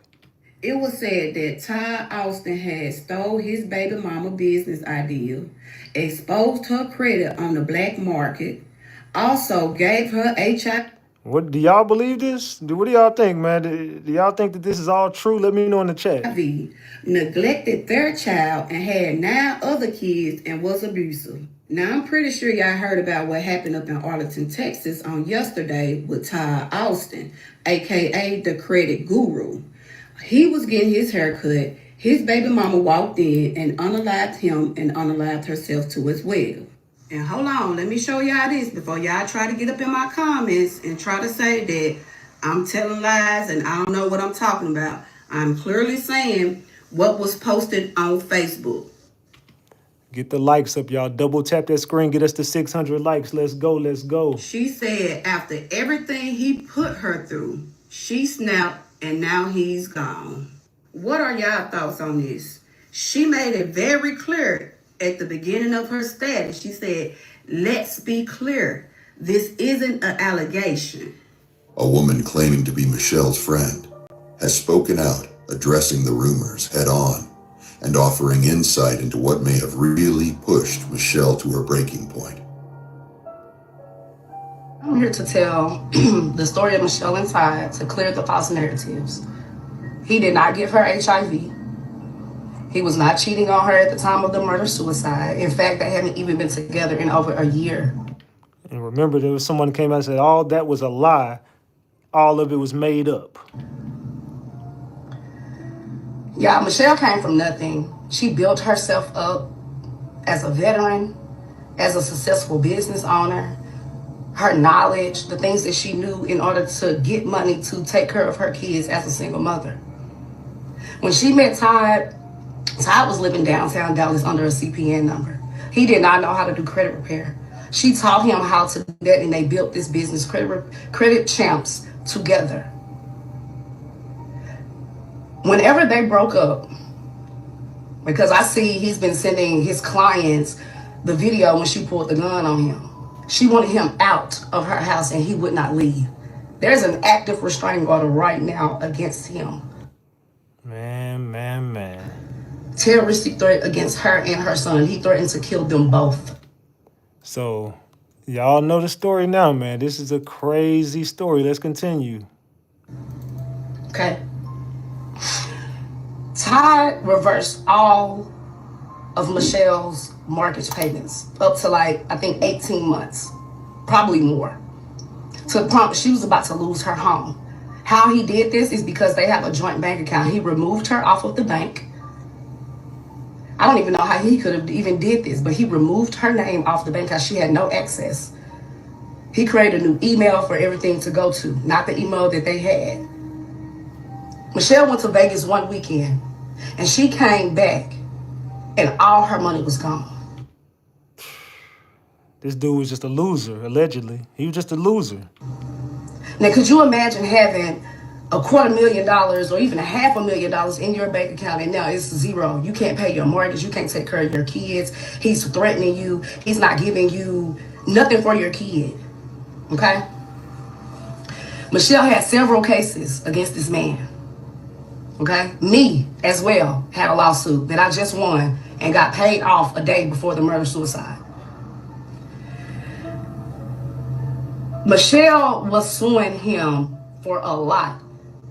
He was taunting her by still promoting this company, still making money off this company that they built, not giving her access to any of the money. He also wrapped a Cybertruck, was riding past her house. You could see it on her Ring camera. Dude was stalking the life out of her, man. She didn't know what to do. She couldn't even get help from the police. Allegedly. He was taunting her. She was so full of debt. She was about to lose her home. The air went out in her Tesla. It was just a lot of stuff going on, and she... What in the hell is a Tesla? She had $0 to deal with her situation. She reached out to family. She reached out to people to help her. And only a handful of us helped her. Okay? So with all this stuff that y'all got going on about he gave her HIV and she was cheating and it's more dick out there, it had nothing to do with that. Allegedly, it had nothing to do with that, y'all. Allegedly. But what do y'all think? That man stole her whole life. And he flaunted it in her face. Todd also took her $10,000 settlement payment that she got from the military. When he got access to her phone, he drained her personal account, locked her out of her business accounts, wouldn't help her with her son. And they said he neglected his own kid, but was having other kids and taking care of the other ones on her. So all of this stuff, I just want to clear the false narrative. He is not who you think he was. And I'm not justifying anything that she done, but I understand. So y'all can say whatever y'all want to say because I really don't care, honestly. I'm going to feel the way I feel and you're going to feel the way you feel. So there's the truth behind why Michelle finally snapped.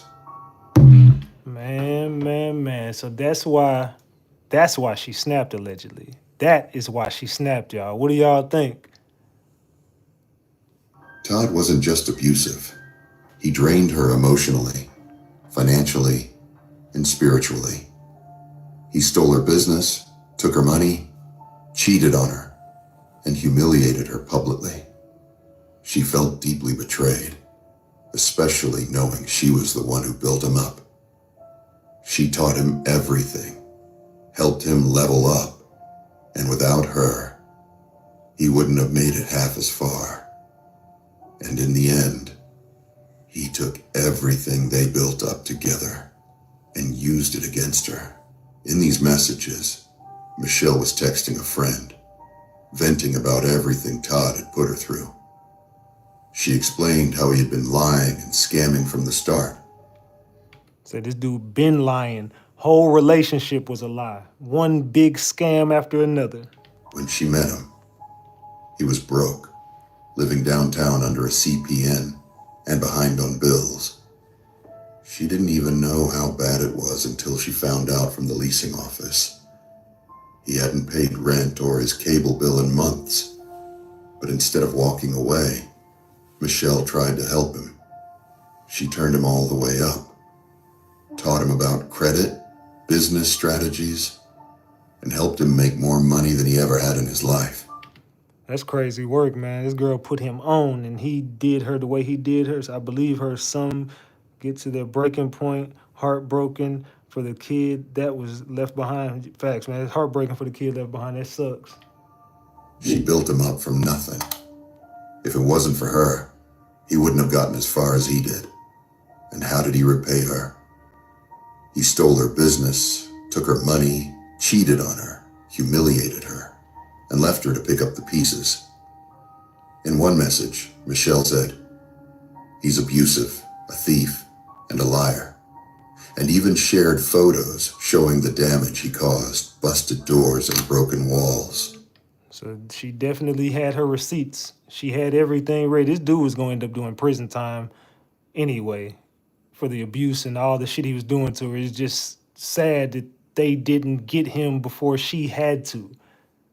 And I feel like she probably took herself out because she felt like she had no choice.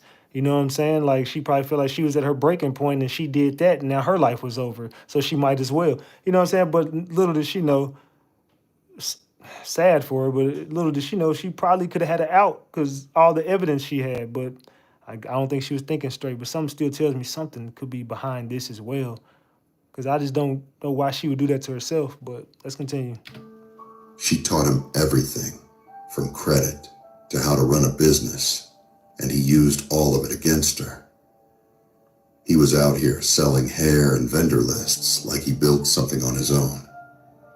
Meanwhile, Michelle was dealing with court dates, financial betrayal, and emotional damage. She was heartbroken, not just because he hurt her, but because she gave him the blueprint to win, and he used it to destroy her. She leaves behind 2 children, her infant son, and a 14-year-old boy she absolutely adored. This was more than a crime. This was a true tragedy. Yeah, this is crazy work right here, y'all. This is crazy work. Michelle had already been through so much. Approximately 3 years ago, she lost her mother after a long battle with an illness. Damn sad. Loss that completely shattered her. One of her brothers also suffered a stroke, and her father had passed away years earlier. So she had lost everything, man. She was just losing her whole world, man. Something she reportedly never fully recovered from. So imagine that kind of grief. Losing the most important people in your life. Could y'all imagine, man? Losing everything like that and then losing her husband because all the shit he was doing? And then being in a relationship where you're allegedly abused, financially manipulated, and stripped of your ability to provide for your kids. It's heartbreaking. And one thing most people can agree on this wasn't random. This was pain. This was betrayal. This was the breaking point of someone who had allegedly been lied to, cheated on, and emotionally destroyed. Yeah, she definitely just reached her point. She just reached a point to where she felt like it was no return. The case is still under investigation, and many of the details have yet to be confirmed. But it's clear this wasn't just a crime of passion. It was the result of years of alleged mistreatment, secrets, and deep emotional trauma finally boiling over. So, Man, Man, that's a crazy ass story. What y'all think, man? That's just crazy, man. A man is in a barbershop getting himself cut. His ex-baby mother and slash ex-girlfriend walks in. They have an argument. She unalives him and then herself. I know, but I'm going to stick by this. Women rarely ever do the unthinkable. Now, I have depicted some women who have real time in my YT videos, like this lady. Historically, men are 82% more likely to commit crimes because women are more apologetic, they are remorseful. Are you remorseful? Not at all. Why? Why would I be? And in my movies. Stay away from her. Double tap the screen, get the likes up, y'all. What do y'all think? Are men more likely to commit crimes or women? What do y'all think? And if I don't, Jelly Bean, what are you gonna do? Huh? What are you gonna do?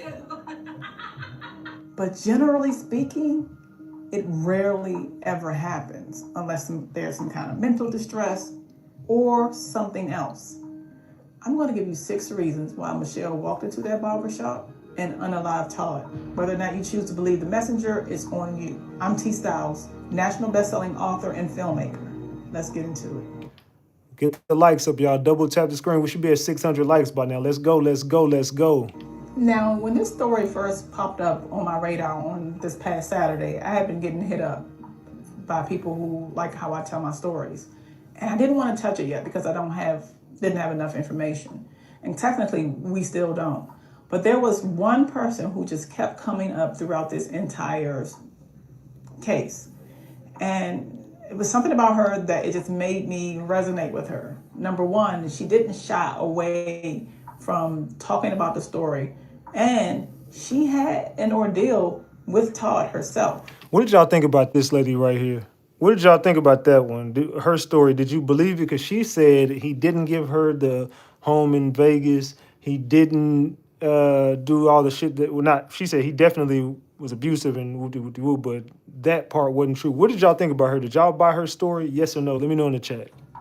So once I started researching her and reading some of the comments, I'm like, okay, there's something to this.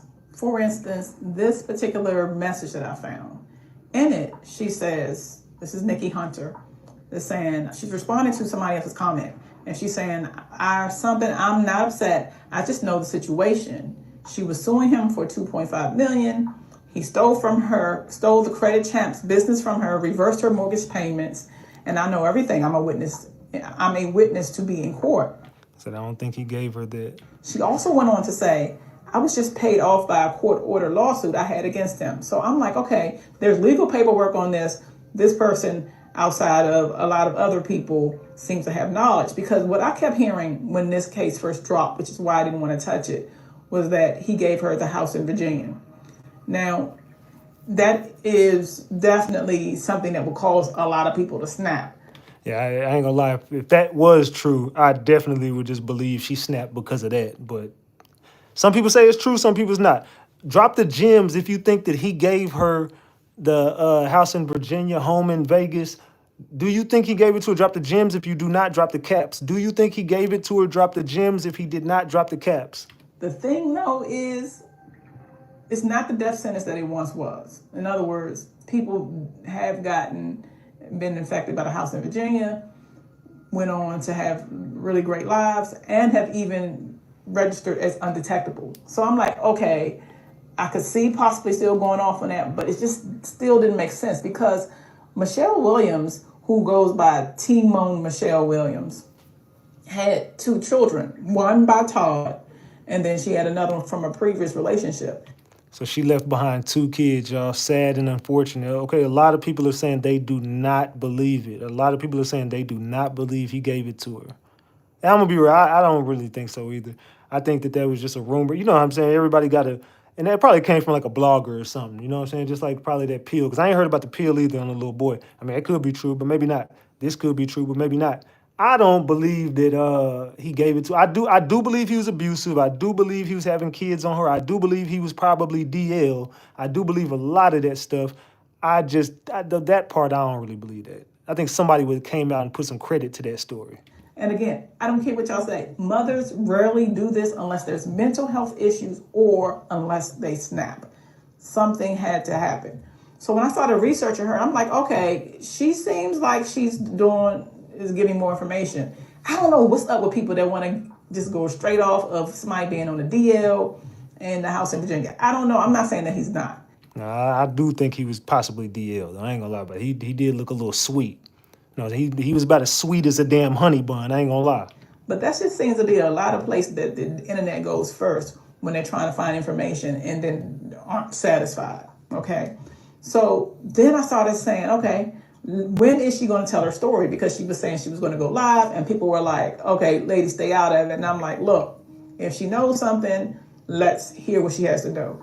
And then she went live and gave us exactly what we needed. She didn't even go live. She posted a video. So let's go over the 6 things that I believe from looking at this video, that would cause T-Moan, Michelle Williams, to allegedly unalive Todd Austin. Number 1, she taught him the business. When she met Todd was living downtown Dallas under a CPN number. He did not know how to do credit repair. She taught him how to do that, and they built this business, Credit Champs, together. Okay. Based on what we're saying, Todd didn't even know anything about doing credit repairs. Based on what she's saying, he was living on a CPN, which I keep hearing about with these CPNs. So she's saying he was living off a CPN. He was broke. He didn't have nothing. She made him. I don't know, man. It's given he was a bum. It's given he was a bum. I'm not even sure how they be doing them, and I don't want to know. But it just didn't make a lot of sense. But he was living on CPN. She got with him, and she taught him the business. Now, we're not justifying why anybody would take somebody's life, but I'm teaching you the business, and then you're going to just take it from me? Yeah, I mean, if you're doing business with somebody and they literally just take everything from you, and you look in your bank account, you damn near a millionaire one day, and then the next day you got $0 in your bank account, that'll make a grown man cry. That will make a grown man cry. And by taking from him, literally Credit Champs. Now, Todd allegedly had been showing people videos of Michelle running around with a pew-pew at him. On the surface, it looked like, okay, this woman is bizarre. Something is wrong with her. Man, what do y'all think, though, man? What y'all think? I don't know. I think she did just snap, though. I just think he took everything from her and she did snap. She was just over all the abuse and everything at that point. Again, unless there's some kind of mental health issues, I can't see why it's happening. And just as I needed, Nikki went in and gave us more information. He's been sending his clients the video when she pulled the gun on him. She wanted him out of her house, and he would not leave. There's an active restraining order right now against him. Terroristic threat against her and her son. He threatened to kill them both. Number 3, allegedly, he went in and reversed her mortgage payments, putting her in a situation where she was not going to be able to take care of herself. That's fucked up, though. You went and reversed the damn girl mortgage payments. That's fucked up. And her child. Leaving optics out of it, which we all know when you have a certain lifestyle as you're accustomed to, having to start all over is hard. But now you're making it where I can't even live in my home and provide for my child. Todd reversed all of Michelle's mortgage payments up to I think 18 months, probably more. To the point she was about to lose her home. How he did this is because they have a joint bank account. He removed her off of the bank. I don't even know how he could have even did. I don't think that's legally possible. Can't somebody do something to the bank for that? Like, how the hell you override that shit with 2 people on the bank account? I didn't know you could do that. But he removed her name off the bank because she had no access. He created a new email for everything to go to, not the email that they had. Now, number 4, this really broke my heart. Imagine going away on vacation and you come back and your money is gone. Michelle went to Vegas one weekend and she came back and all her money was gone. Now, could you imagine having $250,000 or even $500,000 in your bank account, and now it's zero. You can't pay your mortgage. You can't take care of your kids. He's threatening you. He's not giving you nothing for your kid. Man. So yeah, I do definitely think she just snapped. She snapped, dog. There are people who have been hit for a couple $100 in their account and damn near lost their damn mind. But to have $250,000 or almost $500,000 gone, leaving you more in debt, and it would incense me, because not only can I not provide for myself, you're taking away my ability to be able to do it, to be able to get myself out of this hole. Nikki went on to say, Yeah, you pretty much crippled her in life, dog. Like I couldn't imagine someone draining me of everything that I ever built. You know what I'm saying? Everything you ever thought about building, and you got this life that you know what I'm saying, built for yourself, or help be built, whatever, and you just lose it all at the drop of a dime, man. That yeah, I mean, why wouldn't she snap? say that she had a lawsuit against him too. Do y'all blame her for what she did? As far as what she did to him, ladies and gentlemen, do y'all blame her? And I'm gonna let you hear what she gives more information about that. But he was allegedly also taunting her. Michelle had several cases against this man. Okay? Me, as well, had a lawsuit that I just won and got paid off a day before the murder. Michelle was suing him for a lot. He was taunting her by still promoting this company, still making money off this company that they built, not giving her access to any of the money. He also wrapped a Cybertruck, was riding past her house. You could see it on her Ring camera. He was taunting her. She was so full of debt. She was about to lose her home. The air went out in her Tesla. The air went out in her Tesla. She said there was so much confidence too. Poor girl. She fucked up badly. The air went out in her Tesla. It was just a lot of stuff going on. So I've had to go to court for you. You have stolen my business. You have taken my money. And now you're driving by my house like you've lost your mind. If he did this, then again, you would have to want to believe or not believe the messenger. But all of the stuff is paperwork is there for the picking. Just look it up. Yeah, the paperwork all says that story ain't cap as far as what he was doing to her. It all checks out. There's real paperwork to say that. For yourself. And now you're taunting me. That will do something psychologically. I just did a video about Afeni Muhammad where... Oh yeah, we covered that damn unhinged employee as well. We definitely covered her unhinged ass. This young girl walked into the restaurant, to McDonald's, got into it with her boss, went home, grabbed a weapon, came back and unalived this mother of 6, Miss Harris. This is very different to me. It is very different. That girl snapped too, but this is two totally different things, though. Two totally different things. Because Afeni could have walked away, gotten another job, and then left that situation, especially since she had done so many videos prior to that. This situation is you are not only taking from my accounts and taking all my money, allegedly, but then you are taunting me. It can make anybody snap, and snap quick.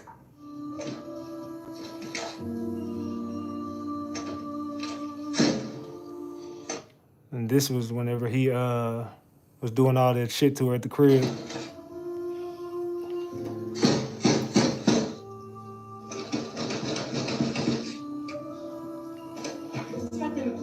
I just hit another leg in my parlay, though, y'all. I just hit another leg in my parlay. I picked Kevin Holland to go 2.5 rounds. They in the 3rd round. It's almost over. Let's get it.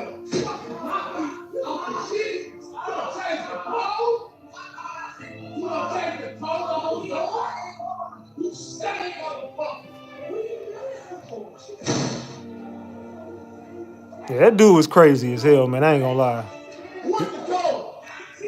And they did say he gives zesty behavior. That dude probably got caught cheating with a man or something, allegedly. Ain't shit. One code ain't working. Watch this. One thing working. Todd, look at this. Watch this. One code ain't working. Watch this. One code ain't working. Please calm down. One code ain't working. Ain't no code. He sounded drunk as hell in that interaction too. She changed her. She changed it. Number 6, she reached out for help, y'all. She reached out to family. She reached out to people She was reaching out to a bunch of people. She couldn't get help from nobody, no direction, police, nobody. to help her. And only a handful of us helped her. So she's trying her best to get out of the hole. Nikki went on to say that she was one of the few people who could assist her. So imagine you live in a certain lifestyle. Not everybody can be able to afford to help you out of the hole that you're in when your mortgage is a couple $1,000s, your cars and all of that kind of stuff. So Yeah, she hadn't had no help, man. That poor girl, man. That poor girl. she's reaching out for help and is unable to get it. So what do? I'm not justifying it, but as a writer who specializes in psychologically driven stories, this is what I have been doing for over 20 years. I can see how this would cause somebody to snap. I definitely can see it. I mean, she had every right to snap. I mean, I never agree with no one taking someone's life, but I mean, this is an instance where I honestly, truly feel like she felt and possibly did not even have a choice. So, I mean, I'm totally against people taking people's lives, but in this instant, I don't know, y'all. I kind of just feel like she was in the right. She didn't have a choice. To top off all of that, allegedly she had a settlement from the military, $10,000, and the man took that too. That man Took everything. stole her whole life. And he flaunted it in her face. Todd also took her $10,000 settlement payment that she got from the military. That nigga's a savage, boy. Was a savage. When he got access to her phone, he drained her personal account, locked her out of her business accounts, wouldn't help her with her son. You have to be very careful how far you can push a person. Yeah, you never know how much people could take. You don't know what everybody's breaking point is, man. On the face, he may have assumed that she was a soft prey. Like, I can grab her, I can do what I want with her, and it's pretty much nothing that she's going to do. But everybody don't go. Not everybody goes. Not everybody does. That's true. You can, even a dog, a small one, if you keep pushing it into a corner, after a while, it may catch them ankles. So you don't think that you can't get wounded by this animal and end up in the ER because you didn't got any number of sepsis and whatever. I digress. I'm a writer. My mind went elsewhere. But what I'm saying is that he may have thought that he had an easy mark. He didn't, and he pushed her in a situation where she had nothing else to lose, in a state where I feel like I feel like he never thought that she would break. You know what I'm saying? He probably took her for granted and just like she said, thought that the woman was weak and was gonna be weak forever because she was weak for him before. But he pushed her into a corner and she wasn't going. it's legal to carry. I'm still waiting on more information from this case because I believe more and more is coming out. I find it ironic, though, that the stories are very slim right now. But I want to close it out with what Nikki has to say because she has brought a lot of light to this case. You got to leave people alone.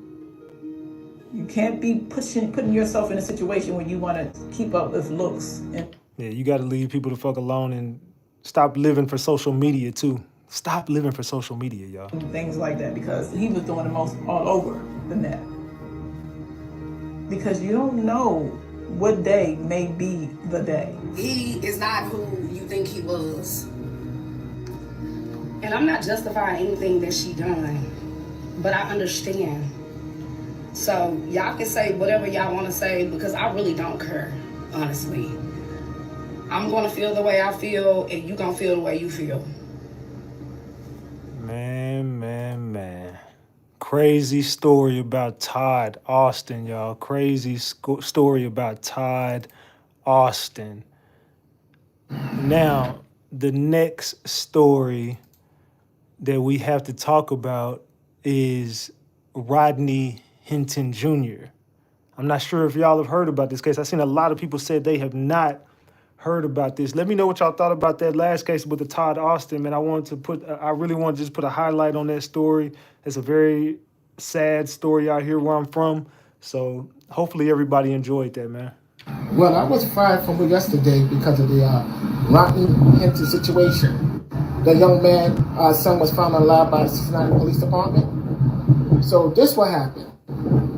While I was on break, right, I heard a supervisor spoke along our colleagues, because we work along with K9, we also work along with NYPD.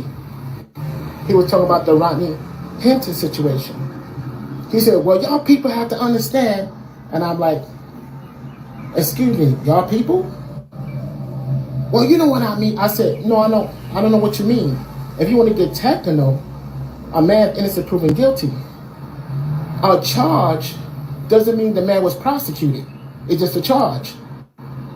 He said, go to break, go to break, go to break. And I said, I'm already on break. Make a long story short, he called his account manager, and the account manager said I was removed from the schedule. So that's how I got fired from my job. How could you ever take a child's life because of skin color? But you know that child, somebody's son, you took away George Floyd, Eric Garner, now Ryan Hinton. The city rose from the darkness. The city rose up from the darkness. How can you ever take a child's life because of skin color? How long are we gonna take this? How long are we gonna take this? Us people have to stand together. Us people have to stand together. Let Rodney Hinton know he's not alone. Let Rodney Hinton know he's not alone. How could you ever take a child's life because of skin color? We have to stick together, people. Because at the end of the day, that's all we got. Remember, it's strength and unity. It's strength and unity. Thank you guys for support. Y'all guys have a blessed day. What y'all think about this, man? This is a story that a lot of people are not up on, man. I'm gonna be real. A lot of people are not up on this on this story right here about Rodney Hinton. Let's continue, man. Let's get into it. Nah, because what you mean Rodney Hinton wasn't driving that car that hit that police officer? What you mean Rodney Hinton Jr. was, or Senior, was not the one driving that car that hit that police officer? This is why you don't hear about it no more. This is why they don't speak about it no more, right? It went dead. Nobody heard about it.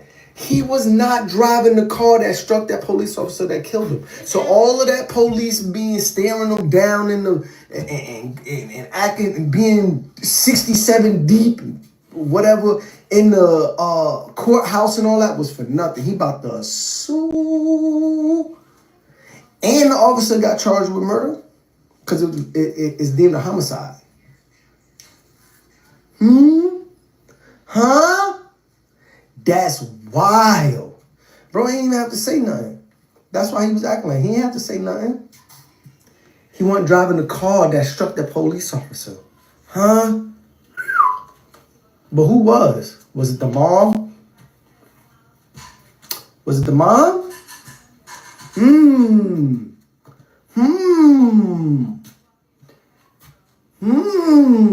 Let's go, y'all. Let's go. So who was driving that car that struck the police officer, y'all? Allegedly, they saying maybe it wasn't who we think it was. I don't know. Y'all got to tell me in the chat. Let's go. Let's go. Let's go. Let's go. All right, let's continue, man. My bad, y'all. Let's continue. So y'all mean to tell me that Rodney Hinton Jr. was not the one who driving the car? This man is in jail for no freaking reason. This is later on Facebook. Her name is LaShawn Hankerson.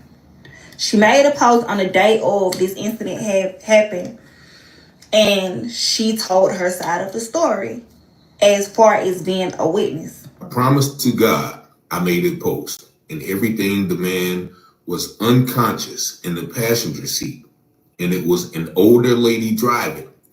They kept asking who the driver was. She kept hysterically crying and falling out like she was in shock. She did that. They are trying to do that man in. I literally tried to get him out the car. He was stuck and knocked clean out, airbags out. And this lady said that she was trying to help the man and the lady in the car, but she couldn't, so she started crying. And she was trying to help too, but they couldn't help them. Like, they couldn't help the people in the car. They couldn't help the man and the lady. Well, fuck all that. It's the eyewitness that know what happened at the fucking scene. So this lady, LaShawn, posted on Facebook that, boom, they're lying. They trying to fuck this man up. They trying to basically railroad him, kill him, or whatever, try to connect these two stories together. When the man wasn't even the one who was driving. Rodney wasn't even the one who was driving. Somebody need to go help this man. Like, they trying to really throw off everything, trying to talk about Diddy, trying to talk about this, that, and the third. Who doing this, who using baby oil, who laying down, who raping, who da-da-da. All this Cassie bullshit, all this celebrity bullshit, when they ain't even talk about this man since March. But yet, they post everything that will make a black man look bad. Anything that bashes a black person, of course they're gonna put that shit out. But y'all remember when them friends at the little traffic light and the traffic camera was right there to record and capture that her friends ran her over. Not trying to bring that up. And I know that's a sensitive topic. But yeah. What y'all think about this story, y'all? Let me know in the chat. What y'all thinking about it? I'll see how the traffic cameras and the satellite cameras was right there to record it and capture everything, and they put it out there on the internet. So why the fuck they haven't posted the satellite camera, the traffic camera, all this shit about Rodney Hinton supposedly running over this police officer for an eye? Like, why y'all ain't showing that? But y'all keep posting these ugly ass photos of this ugly ass car that was in a car accident, but y'all not posting the videos capturing the moment when the shit happened. But all this, oh, it was a motive. His son just got killed by the police a day before, and whoop de whoop. And then like the attorney putting out there, oh, he's a insanity plea and all that, and he on medication, all that other stuff, when the eyewitness done came forward and said that that's not even what the fuck happened. So basically, an innocent man is in jail for no fucking reason. So allegedly, this man is locked up. No justice for him. They saying he unalived a police officer, but allegedly he was not even in that car that took out the police officer. And they're saying that he was set up, and this was all something, they unalived his son the day before, and they're saying he was on a rampage and he just wanted to unalive a cop, but they're saying no, he was framed. What y'all thinking, man? No reason at all. But y'all know the system is really designed and created to fuck up black people anyways. Like, it goes against blacks. The system automatically is rigged against blacks anyways. So it's just like, y'all show the intimidation when all these officers come to this man court date, his court hearing, in the honor of trying to intimidate him. They not even there for the officer for real. They just there to try to intimidate motherfuckers. Like, why is all of y'all here? Like, it's more crime in the world. Why is all y'all officers in this courtroom at this particular moment? For what? So it look like y'all bad or something? Like, that's weird. This man stood up with his chest high like, yeah, I don't give a fuck because I didn't do it. And then y'all know everything you say is used against you in a court of law. Bullshit. Like, bro, somebody needs to help him. A lawyer, y'all need to get him the best motherfucking lawyer that is out there. It's too many fucking holes in this story. What y'all think, man? Do you think this man needs help? What are y'all thinking in the chat, man? It sounds like a setup to me. Too many holes. Like, the system is really, like, designed to really trying to kill an innocent black man. Like, this shit is crazy. But yet, they be trying to throw us off with all this Diddy bullshit, all this other irrelevant ass bullshit when y'all got this innocent black man in jail. Like, not only is the system already done robbed him of his son, now they trying to rob him of his life and give him the fucking death penalty. For what? For what? And they already talking about it. Ain't no trial going on, ain't none of that. Like, none of that shit has happened yet. No trial. None of that. Like, this man only had like 2-3 fucking court dates. Y'all already talking about the death penalty. Like, that is crazy. Now they allegedly attempting to give this man the death penalty if he's found guilty of this. Actually get to the facts of the fucking case first before y'all try to talk about a fucking death penalty for real. They indicted him off of he say, she say, what the fuck an officer say. Yeah, they removed his GoFundMe. And they do not want him to have any help. And like, the lady so scared to come forward, she was like, yeah, they not finna listen to no person that got no damn record, especially not a black woman that got a record. Baby, I don't blame you. I don't blame you. I feel like they're gonna try to come kill her. I'll be scared as fuck too. Like, and this shit is out there. Everybody knowing he wasn't even the fucking driver. Watch this shit. No love, Tila. If they aren't using cameras for evidence, Man. This shit crazy work, y'all. The old lady died too. Nobody talking about it though. Nobody. So y'all, not only the officer is dead, Salute Mimi for the $10. Salute. Lady died too. Nobody talking about it though. Nobody said nothing about this lady, none of this shit, but the lady died too. Rest in peace, her soul. But they only talking about the officer deal. That's all that matters. So really, only police officers' lives matter. Fuck the civilians, fuck the citizens, fuck America. It's just about the police officers. And then, all of a sudden, President Trump, dickhead Trump, Man. want to say anybody who kill a police officer is automatically getting the death penalty. And he came up with this shit this year, so y'all, I want to move the fuck away from here so bad. I want to go to motherfucking China or somewhere. I want to get the fuck away from here. This shit is sickening. Man, free my boy Rodney Hinton Jr. Another thing, y'all, it wasn't even in the footage of his son death that he was shooting back at the police officers. The family already put that out there that when they seen the video, it wasn't even shown that he was shooting back at the police officer that caused the police officer to kill his son.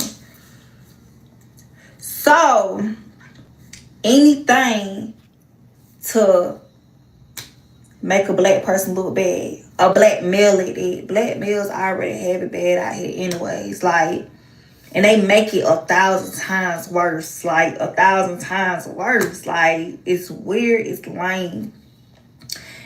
It was no reason for that police officer to kill that boy's son. Like, for real.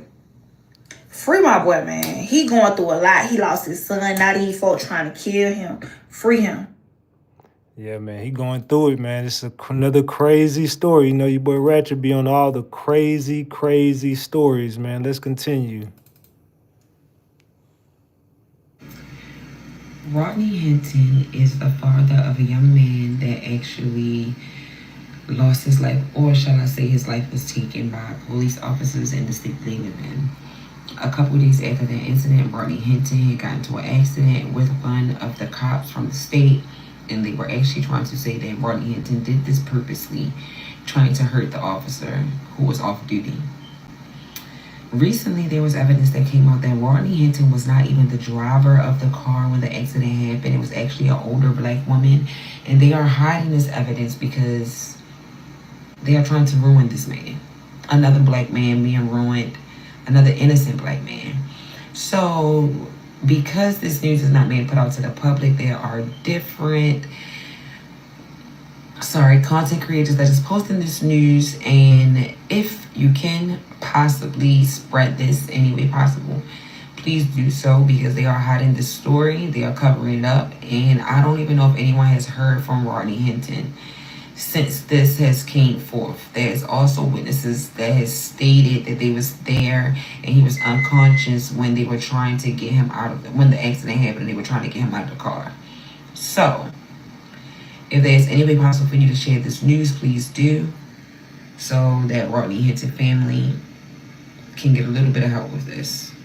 Thank you. Yeah, allegedly there was some stuff that came out that he was not even the driver, but yet they're suppressing that evidence. They don't want that getting out. Well, we learned today that there is video from inside the police station the day police showed Hinton the body cam of his son being shot to death by officers.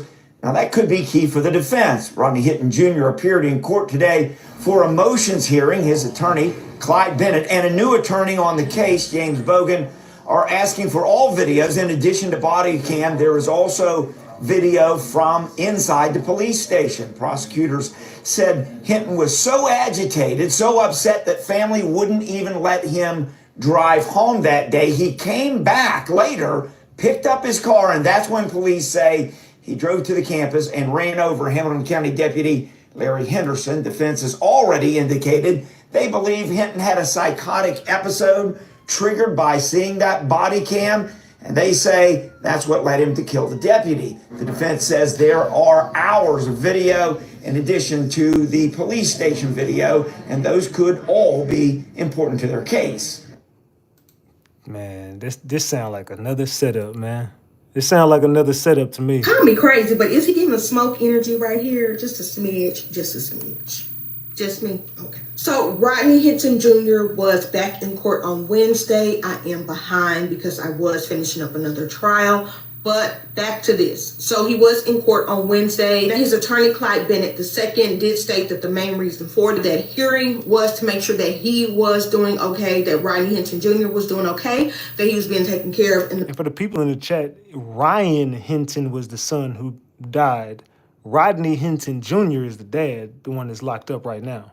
Ryan Hinton was the son. Man, he should be, just to make sure to see face so they can talk, face to face. He can see and make sure that he is okay, not just, on the phone call, things of that sort. So that is the main purpose of that hearing that took place on Wednesday. Now, the main things they discussed were that, of course, he does plan to go with the temporary insanity defense for Rodney Hinton Jr. He states that, that video footage from watching the actual incident that took place that happened to his son, Ryan Hinton, definitely was that triggering event. He is expecting to see that video footage of, when he was at the jail. They want the video footage of the actual incident itself because there was video cameras in that area. And then there's video footage of when they transported him to UC Medical Center and then when they transported him to Claremont County Jail. So he does expect to be able to view all of that footage. It will be part of their defense of his insanity to show his demeanor, how he was acting, all of that. So he does expect to see that video footage. He has made a request for that. Now, he did make a request for them not to use photos of Officer Henderson from the actual scene. He feels like that will be, a way to emotionally pull on the strings of the jurors. Good luck with that one. I don't think they're going to take them out because they are definitely going to be, part of the prosecution's case. You can try. I just don't think he's going to be very successful with that request. Now, and he also submitted a request to have any statements that Rodney Hinton Jr. may have stated to authorities removed and not considered for the record. But the prosecutor says that he does not know of any statements that he actually made to them, which is a good thing. He don't say nothing to nobody but your attorney. You don't make you guilty, innocent, or anything. don't say nothing. So it is very clear, it seems, that he did not make any statements. And the only person he talked to, who he was supposed to talk to, his attorney, Clyde. Okay, yes, we like him. He did say that he feels like he is still medicated and kind of still feeling the effects of a psychotic episode. So, but he does see a little bit of improvement, which is a good thing. And his next appearance is in July, and then the actual jury process for his trial is expected to start on January 12th, 2026. So this trial is coming up pretty quickly, it does seem. But that is the update as of now. So even if he does go with an insanity plea or something like that, do y'all think he will win with that plea? I'm gonna be real. That's not a good strategy. I don't know if that's true. That ain't a good strategy though. I don't think you're gonna win with that. Not as bad as they want you. As bad as they want you, that ain't gonna work. Not in this system. The man accused of using his vehicle as a weapon to kill a Hamilton County deputy was in court today. Rodney Hinton Jr. is facing the death penalty. Today, we're learning of motions and new information about key video related to this case. And WLWT News 5's Brian Hamrick was in the courtroom for that hearing. Brian, what can you tell us at this hour? Yeah, well, we learned today that there is video from inside the police station the day police showed Hinton the body cam of his son being shot to death by officers. Now, that could be key for the defense. Rodney Hinton Jr. appeared in court today for a motions hearing. His attorney, Clyde Bennett, and a new attorney on the case, James Bogan, are asking for all videos. In addition to body cam, there is also video from inside the police station. Prosecutors said Hinton was so agitated, so upset that family wouldn't even let him drive home that day. He came back later, picked up his car, and that's when police say he drove to the campus and ran over Hamilton County Deputy Larry Henderson. Defense has already indicated they believe Hinton had a psychotic episode triggered by seeing that body cam, and they say that's what led him to kill the deputy. The defense says there are hours of video in addition to the police station video, and those could all be important to their case. And it was recorded at the scene, yes. Transport to the University Hospital, that was recorded. When he was at the University Hospital, when he was transported to Claremont County, when he was transported from Claremont County to the Hamilton County Jail, 1 or 2 days after this happened, all of that is relevant with respect to his mental state. I need that information ASAP. I filed for it a month ago, and I expect to have it within the next week or two, according to the prosecution. What do you guys think? Is that gonna work? Is an insanity plea gonna work in this case? Let me know in the chat. I'm not a lawyer, but Rodney Hinton Jr., the Cincinnati man who struck and killed the sheriff's deputy the day after his son was shot and killed by police, he had a bond hearing this morning, and it revealed more information about his background, his defense for this case, and what exactly happened on the day of this incident. So let me catch you up. First of all, there was some chaos as Rodney was walking into the hearing, but the video quality is not the best, so just bear with me, but watch and listen to this. Mr. Bennett, at the prior hearing before. Have a seat. Have a seat. Have a seat, sir. Sit down.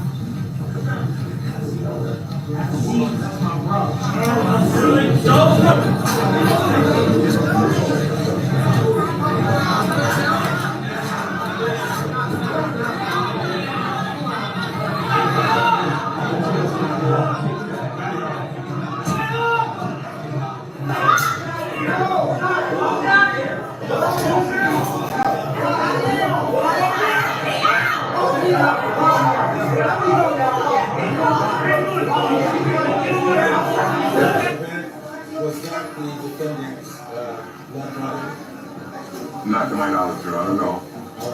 No. Okay. Once things calmed down, Rodney was brought back into the courtroom. Good morning, Mr. Bennett. Good morning. Thank you. Thank you. And then the hearing actually began. Again, it was a bond hearing, so the state is arguing why Rodney should not be released prior to trial, and to do so, they called the lead investigator of the case to testify about the evidence they have and what they say happened that day. And as reports have said, the story starts with when Rodney was at the police station viewing body cam footage of his son. He had been coming from 801 Lynn Street, which is where the Cincinnati Police Department's Criminal Investigation Section is located. Okay, and is that abbreviated CIS? It is. He was at CIS to meet with CPD officials to review body-worn camera footage related to an incident that had occurred the day prior. His son had been shot by a Cincinnati police officer. Approximately what time did he do that video? Shortly after 9:30 that morning. So he left the parking lot, I believe, shortly after about 10:30. He went to a couple of different locations and then later returned. 12:40, he returned to our lot. Were you able to speak to the people or some of the people or family members that he was with when he was at CIS? They said that he was upset, was agitated, and... What are y'all thinking about this? Let me know in the chat, man. This is a crazy story, bro. Dude, life might be over, man. They're trying to railroad him. And let's get the likes up to 700, man. Double tap that screen and get these likes up, y'all. Let's go. They were concerned enough about his emotional state that they did not want him driving, which is why the first time that he was there when he left, he actually left with family members, not driving the car that he had driven to that location. So just to make sure you're following, Rodney left the police station around 10:30 a.m. after viewing the body cam footage of his son. He had driven to the police station, but he was so distraught that his family members made him leave his car at the station and then they drove him home. About 2 hours later, so around like 12:30, Rodney comes back to the police station and drives his car alone. After he came back to pick up the car, he actually left the parking lot, followed by some family members and another car. And then a few minutes later, returned to the parking lot, drove through the parking lot, and then left the parking lot again. That was at approximately, I believe, around 12:49 that he left the lot the last time. From there, proceeded up to the Clifton neighborhood. And where was Deputy Henderson working on this day?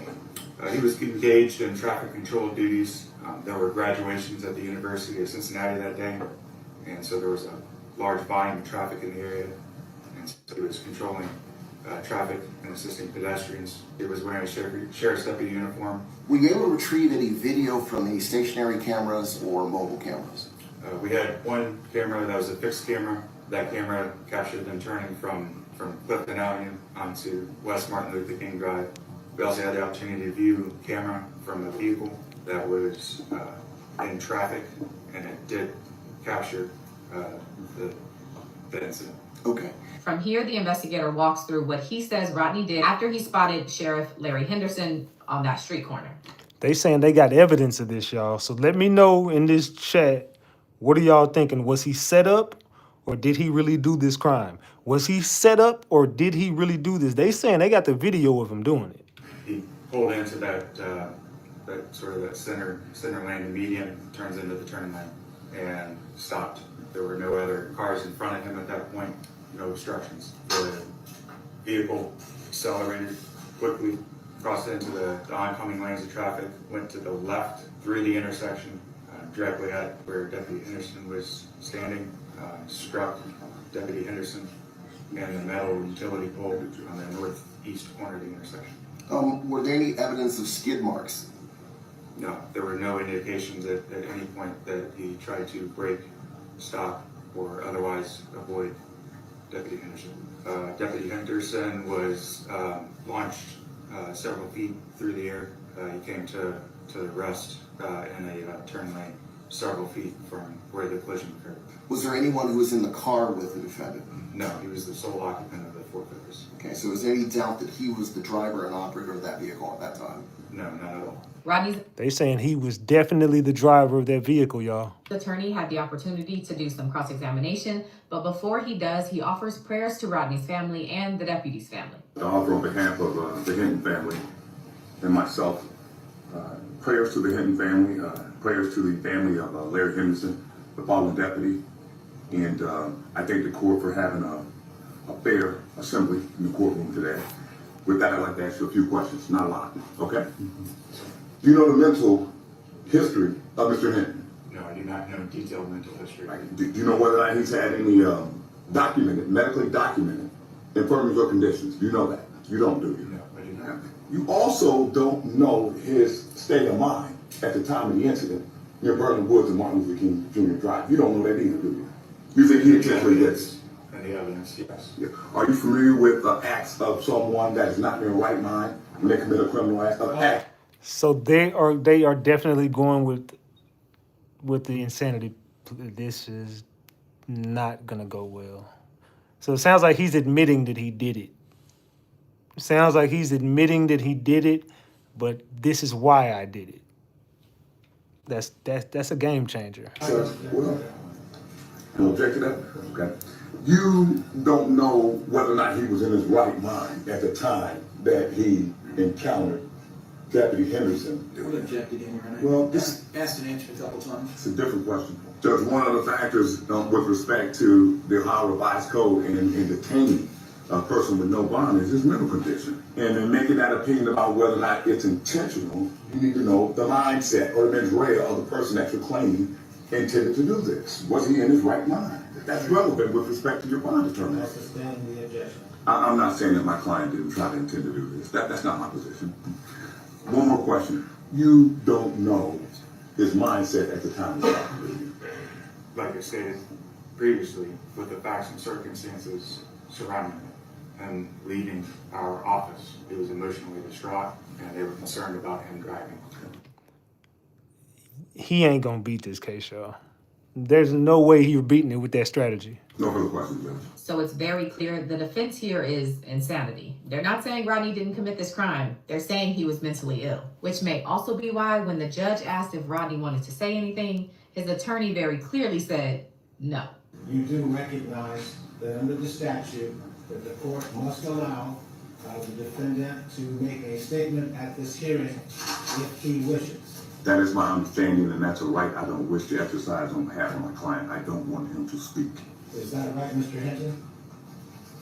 All right, thank you so much. In closing, the state says that Rodney should be denied bond because he continues to pose a risk to other law enforcement officers, the community, and himself, and they also go over his prior criminal history. So, Your Honor, in 2017, there was a domestic violence charge where the defendant pled guilty to disorderly conduct. In 2019, there was the assault conviction out of Hamilton County.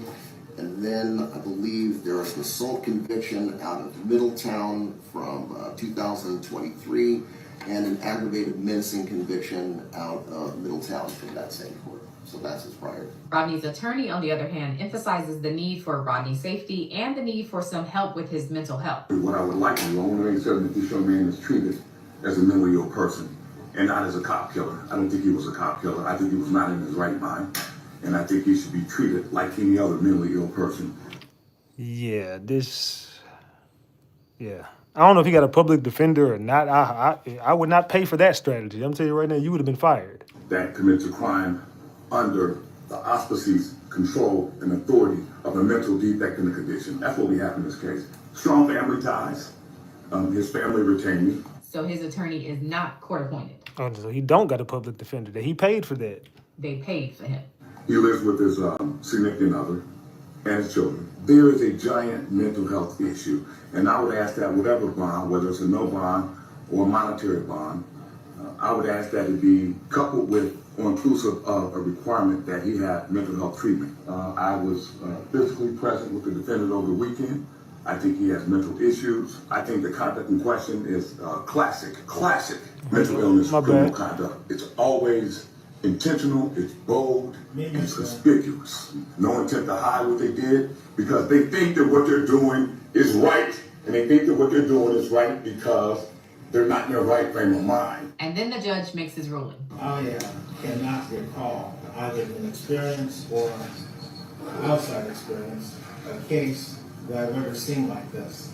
Based upon the state's comments, I find it very difficult to figure out how there could be any decision based on what they said that would protect the public and the defendant under these. Y'all should have knew damn well they wasn't finna get this man no bond. After you just admitted to that, and ain't no boy, keep your ass in jail. That's exactly what they gonna tell you.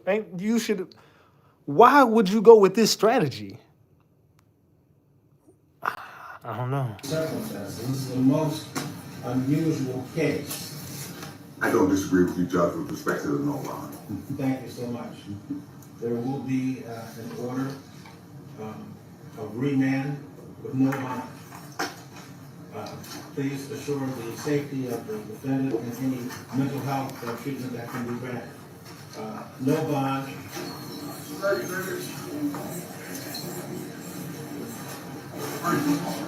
Yeah, he ain't getting out of this. This is a terrible case. Yeah, it's fucked up on all sides, but I don't see how that defense helps him out at all. I mean, maybe at this point they just know it's over and they just want to save him from the death penalty. It's crazy. Expected the Rodney Hinton case, they are not going to pursue any charges against the actual officer who took his life. They are stating that it is legally justified, the actions that he took on that actual day. They did show video footage of them earlier in that day where they went to northern Kentucky and were looking for vehicles, checking doors to see if they were unlocked to take vehicles. They did show video footage of them in the Kia and everybody running out of the Kia. It did not change the actual fact that it is not on camera him pointing to that firearm at that officer, but they did show all that additional footage just to be like, well, we did our research. Now they also showed photos of the firearm that he had in his phone. He had pictures of him with that firearm in multiple pictures in his phone, so they did show the pictures as well to kind of say, oh, well, this is what he had, this is how we know he had it, all that jazz. Now, the family was at the press conference that they did to announce that they did not plan to, pursue legal charges against that officer. The family did their press conference after, and they did say they will be taking legal action themselves. They did advise they know the officer and they know the past of said officer, and that alone should have allowed them to do this in front of a grand jury, because they did not take this case in front of a grand jury to say, do you think this officer should be charged? They did their own internal investigation and said, oh, we think that he was legally justified. Oh, okay.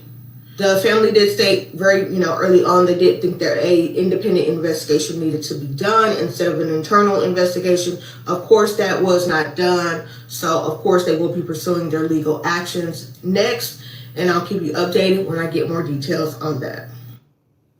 Yeah, man. I ain't gonna lie, man. That changed everything, bro. They literally just copped out. Take for us to see that this toxic behavior that we have adopted and taken as our own is destroying the very fabric of everything that our ancestors have created and brought forth to the world. And you talk about you are a culture and a people who have given everything to the world, but what have you given but death and destruction in present time? It is disgusting to see a segment of the Black community on social media take sides with an individual who takes it upon himself to murder a deputy sheriff in Cincinnati. There is no justification for that.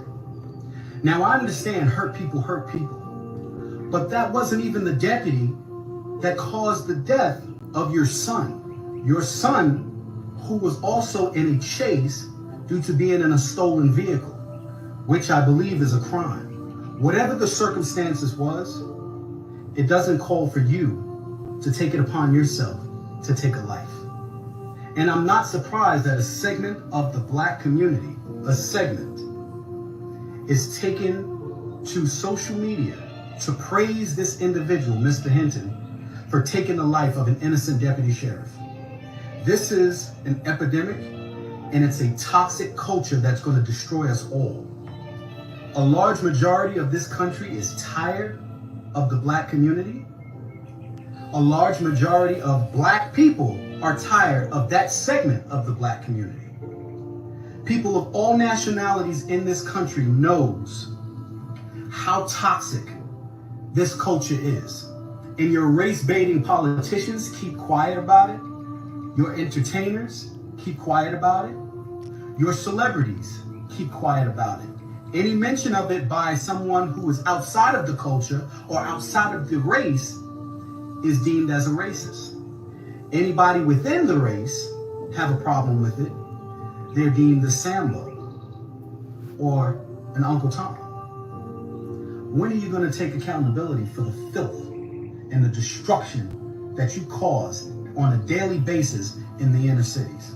When will you take accountability for the lack of productivity within your community?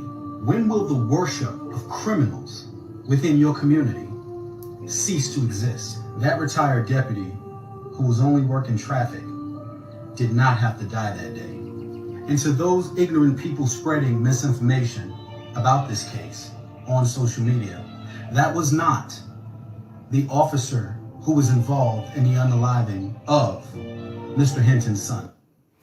So they say that was just an innocent cop, man, and hey, he copped out to doing it, bro. So people are saying that there was a woman driving the car. I'm not seeing where that. I mean, he ain't speaking on no woman. He's speaking on he did that. Rodney Hinton Jr. couldn't say goodbye to his 18-year-old son before police killed him. The body cam footage was too painful for this loving father to watch. Then, no one heard from him until he was on the news for allegedly murdering a police officer. On May 1st, 2025, a Cincinnati, Ohio cop shot and killed Ryan Hinton weeks after his 18th birthday. The next day, his father, 38-year-old Rodney Hinton, tried to watch the body cam footage. He couldn't. Just hours later, Hinton allegedly struck and killed Cincinnati officer Larry Henderson with his car. Now he's facing one charge of aggravated murder, suggesting life in prison or execution. The name of Ryan's killer is unreleased.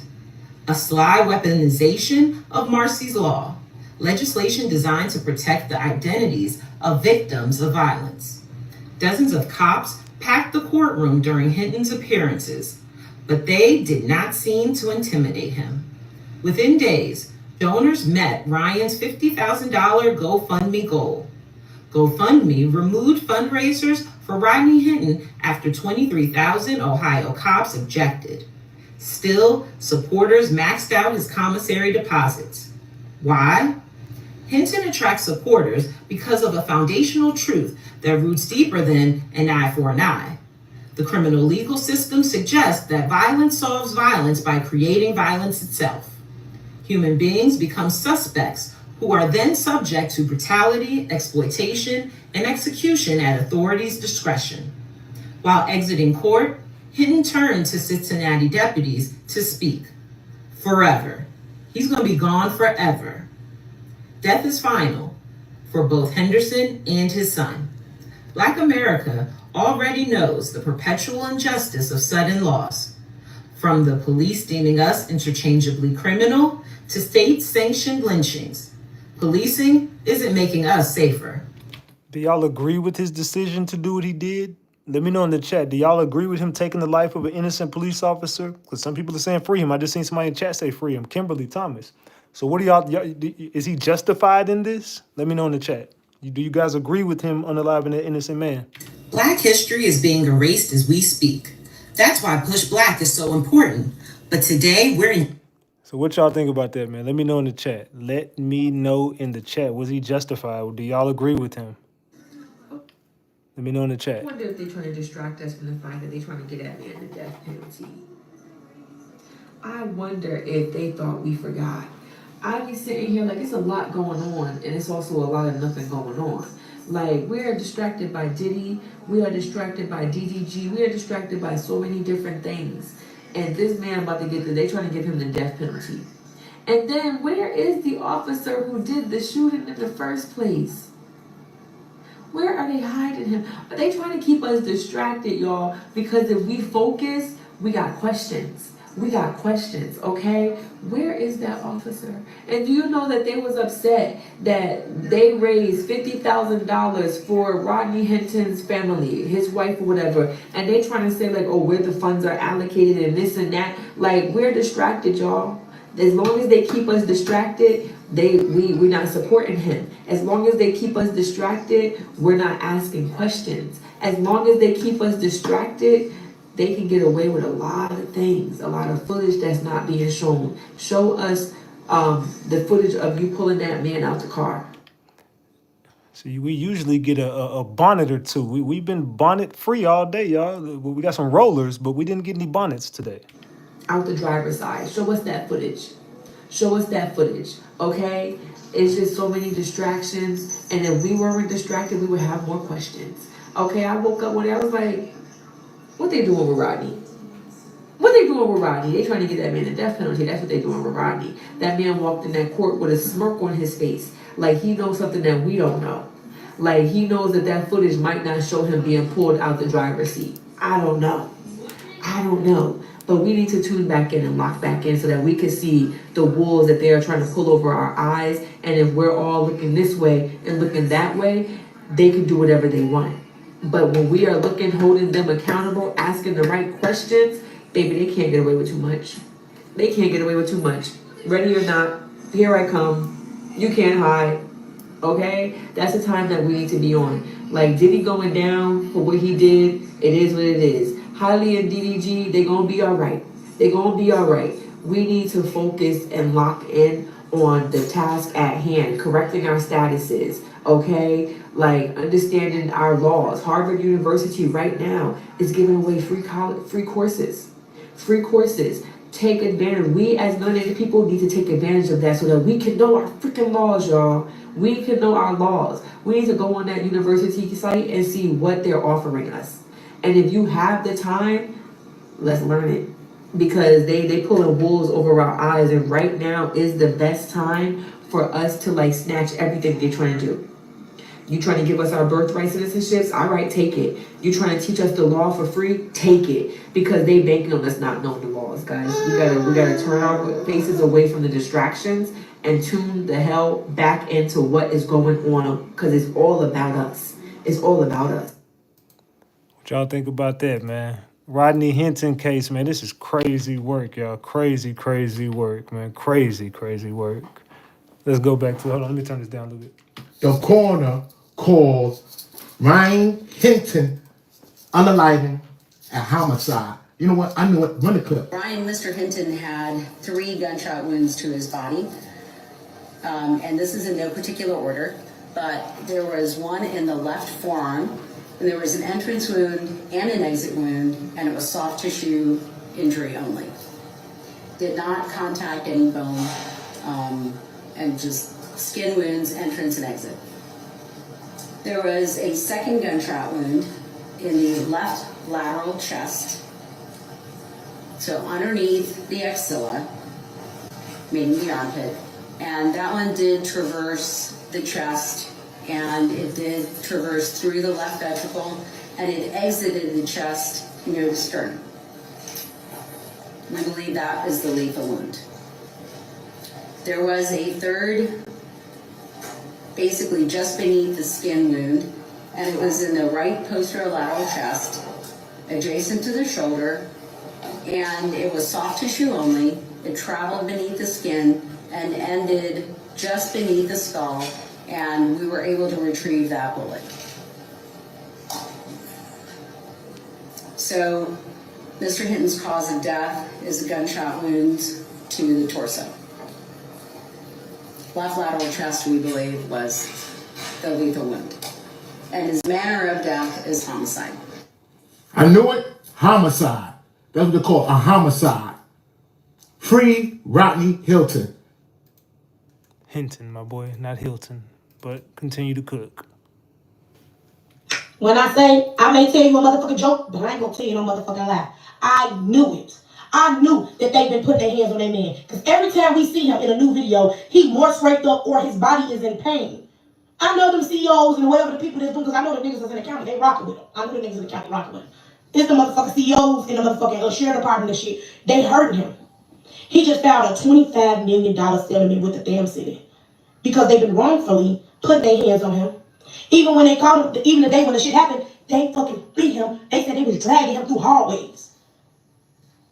Baby, I don't give a fuck if you do a crime, baby. They don't get nobody the right to drag you like a bag of goddamn clothes to a goddamn hallway. They don't get nobody the right to do that. And like I said, every time you see him, he just standing strong. He don't have no criminal background. So I hate when y'all like, oh, this and third, he did this and stuff. Baby, a person with no criminal background and a person that stay out of trouble and provide for their motherfucking family. Well, that's not true. They did bring up his criminal background in that hearing. I think he had domestic violence and something else. I can't remember, but he do got a record. Let's continue. Y'all turned that man mentally insane. Y'all did that. Y'all did. I'm sorry. And then what's so crazy about the situation, I swear to God to y'all, I just hope like hell that he got some good ass lawyers. Like he got nothing. I know I heard he got a shark right now, but I think he need about 2 lawyers. No, he definitely don't got no good lawyers. He out of there. So really help him the fuck out with this shit because, man, every day some new shit coming out. And another motherfucking thing, what's going on with the motherfucking dude that actually unalive goddamn Ryan Hinton? They too quiet about that. So what y'all do about that shit? Because that boy didn't have no motherfucking pew pew on him. And we clearly see every time he finna get pew pew, y'all cut the video off because y'all don't want nobody to see the motherfucking truth. Okay? So what's going on with the motherfucking officer that did the shit to little Ryan Hinton? Like what the fuck? Y'all too loud about goddamn what he did, but y'all not talking about what Buddy ass did to his son. Like y'all just don't shh on the hush hush about that. Did he get fired? Is he under investigation? What's going on? We want to know. The people want to fucking know.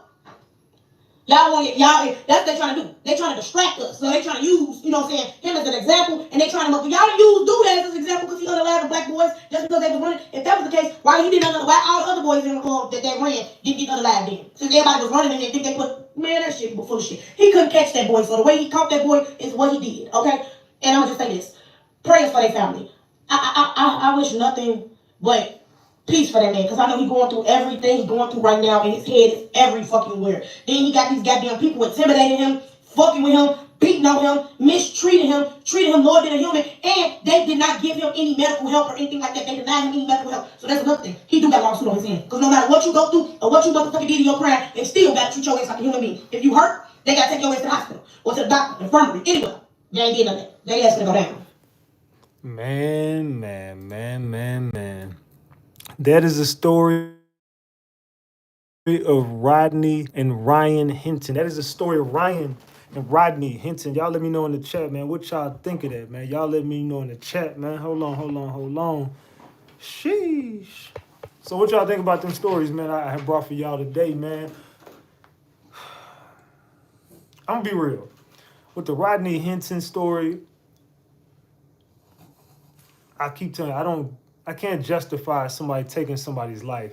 No matter what the situation is, there's a few things that I kind of would be like, I kind of get that. Like when we was talking about the Todd Austin case. I'm gonna be real. I understand exactly why that girl. Hold on, I'm trying to fix my camera. I understand exactly why that girl did what she did, man. I know I could see why she would snap.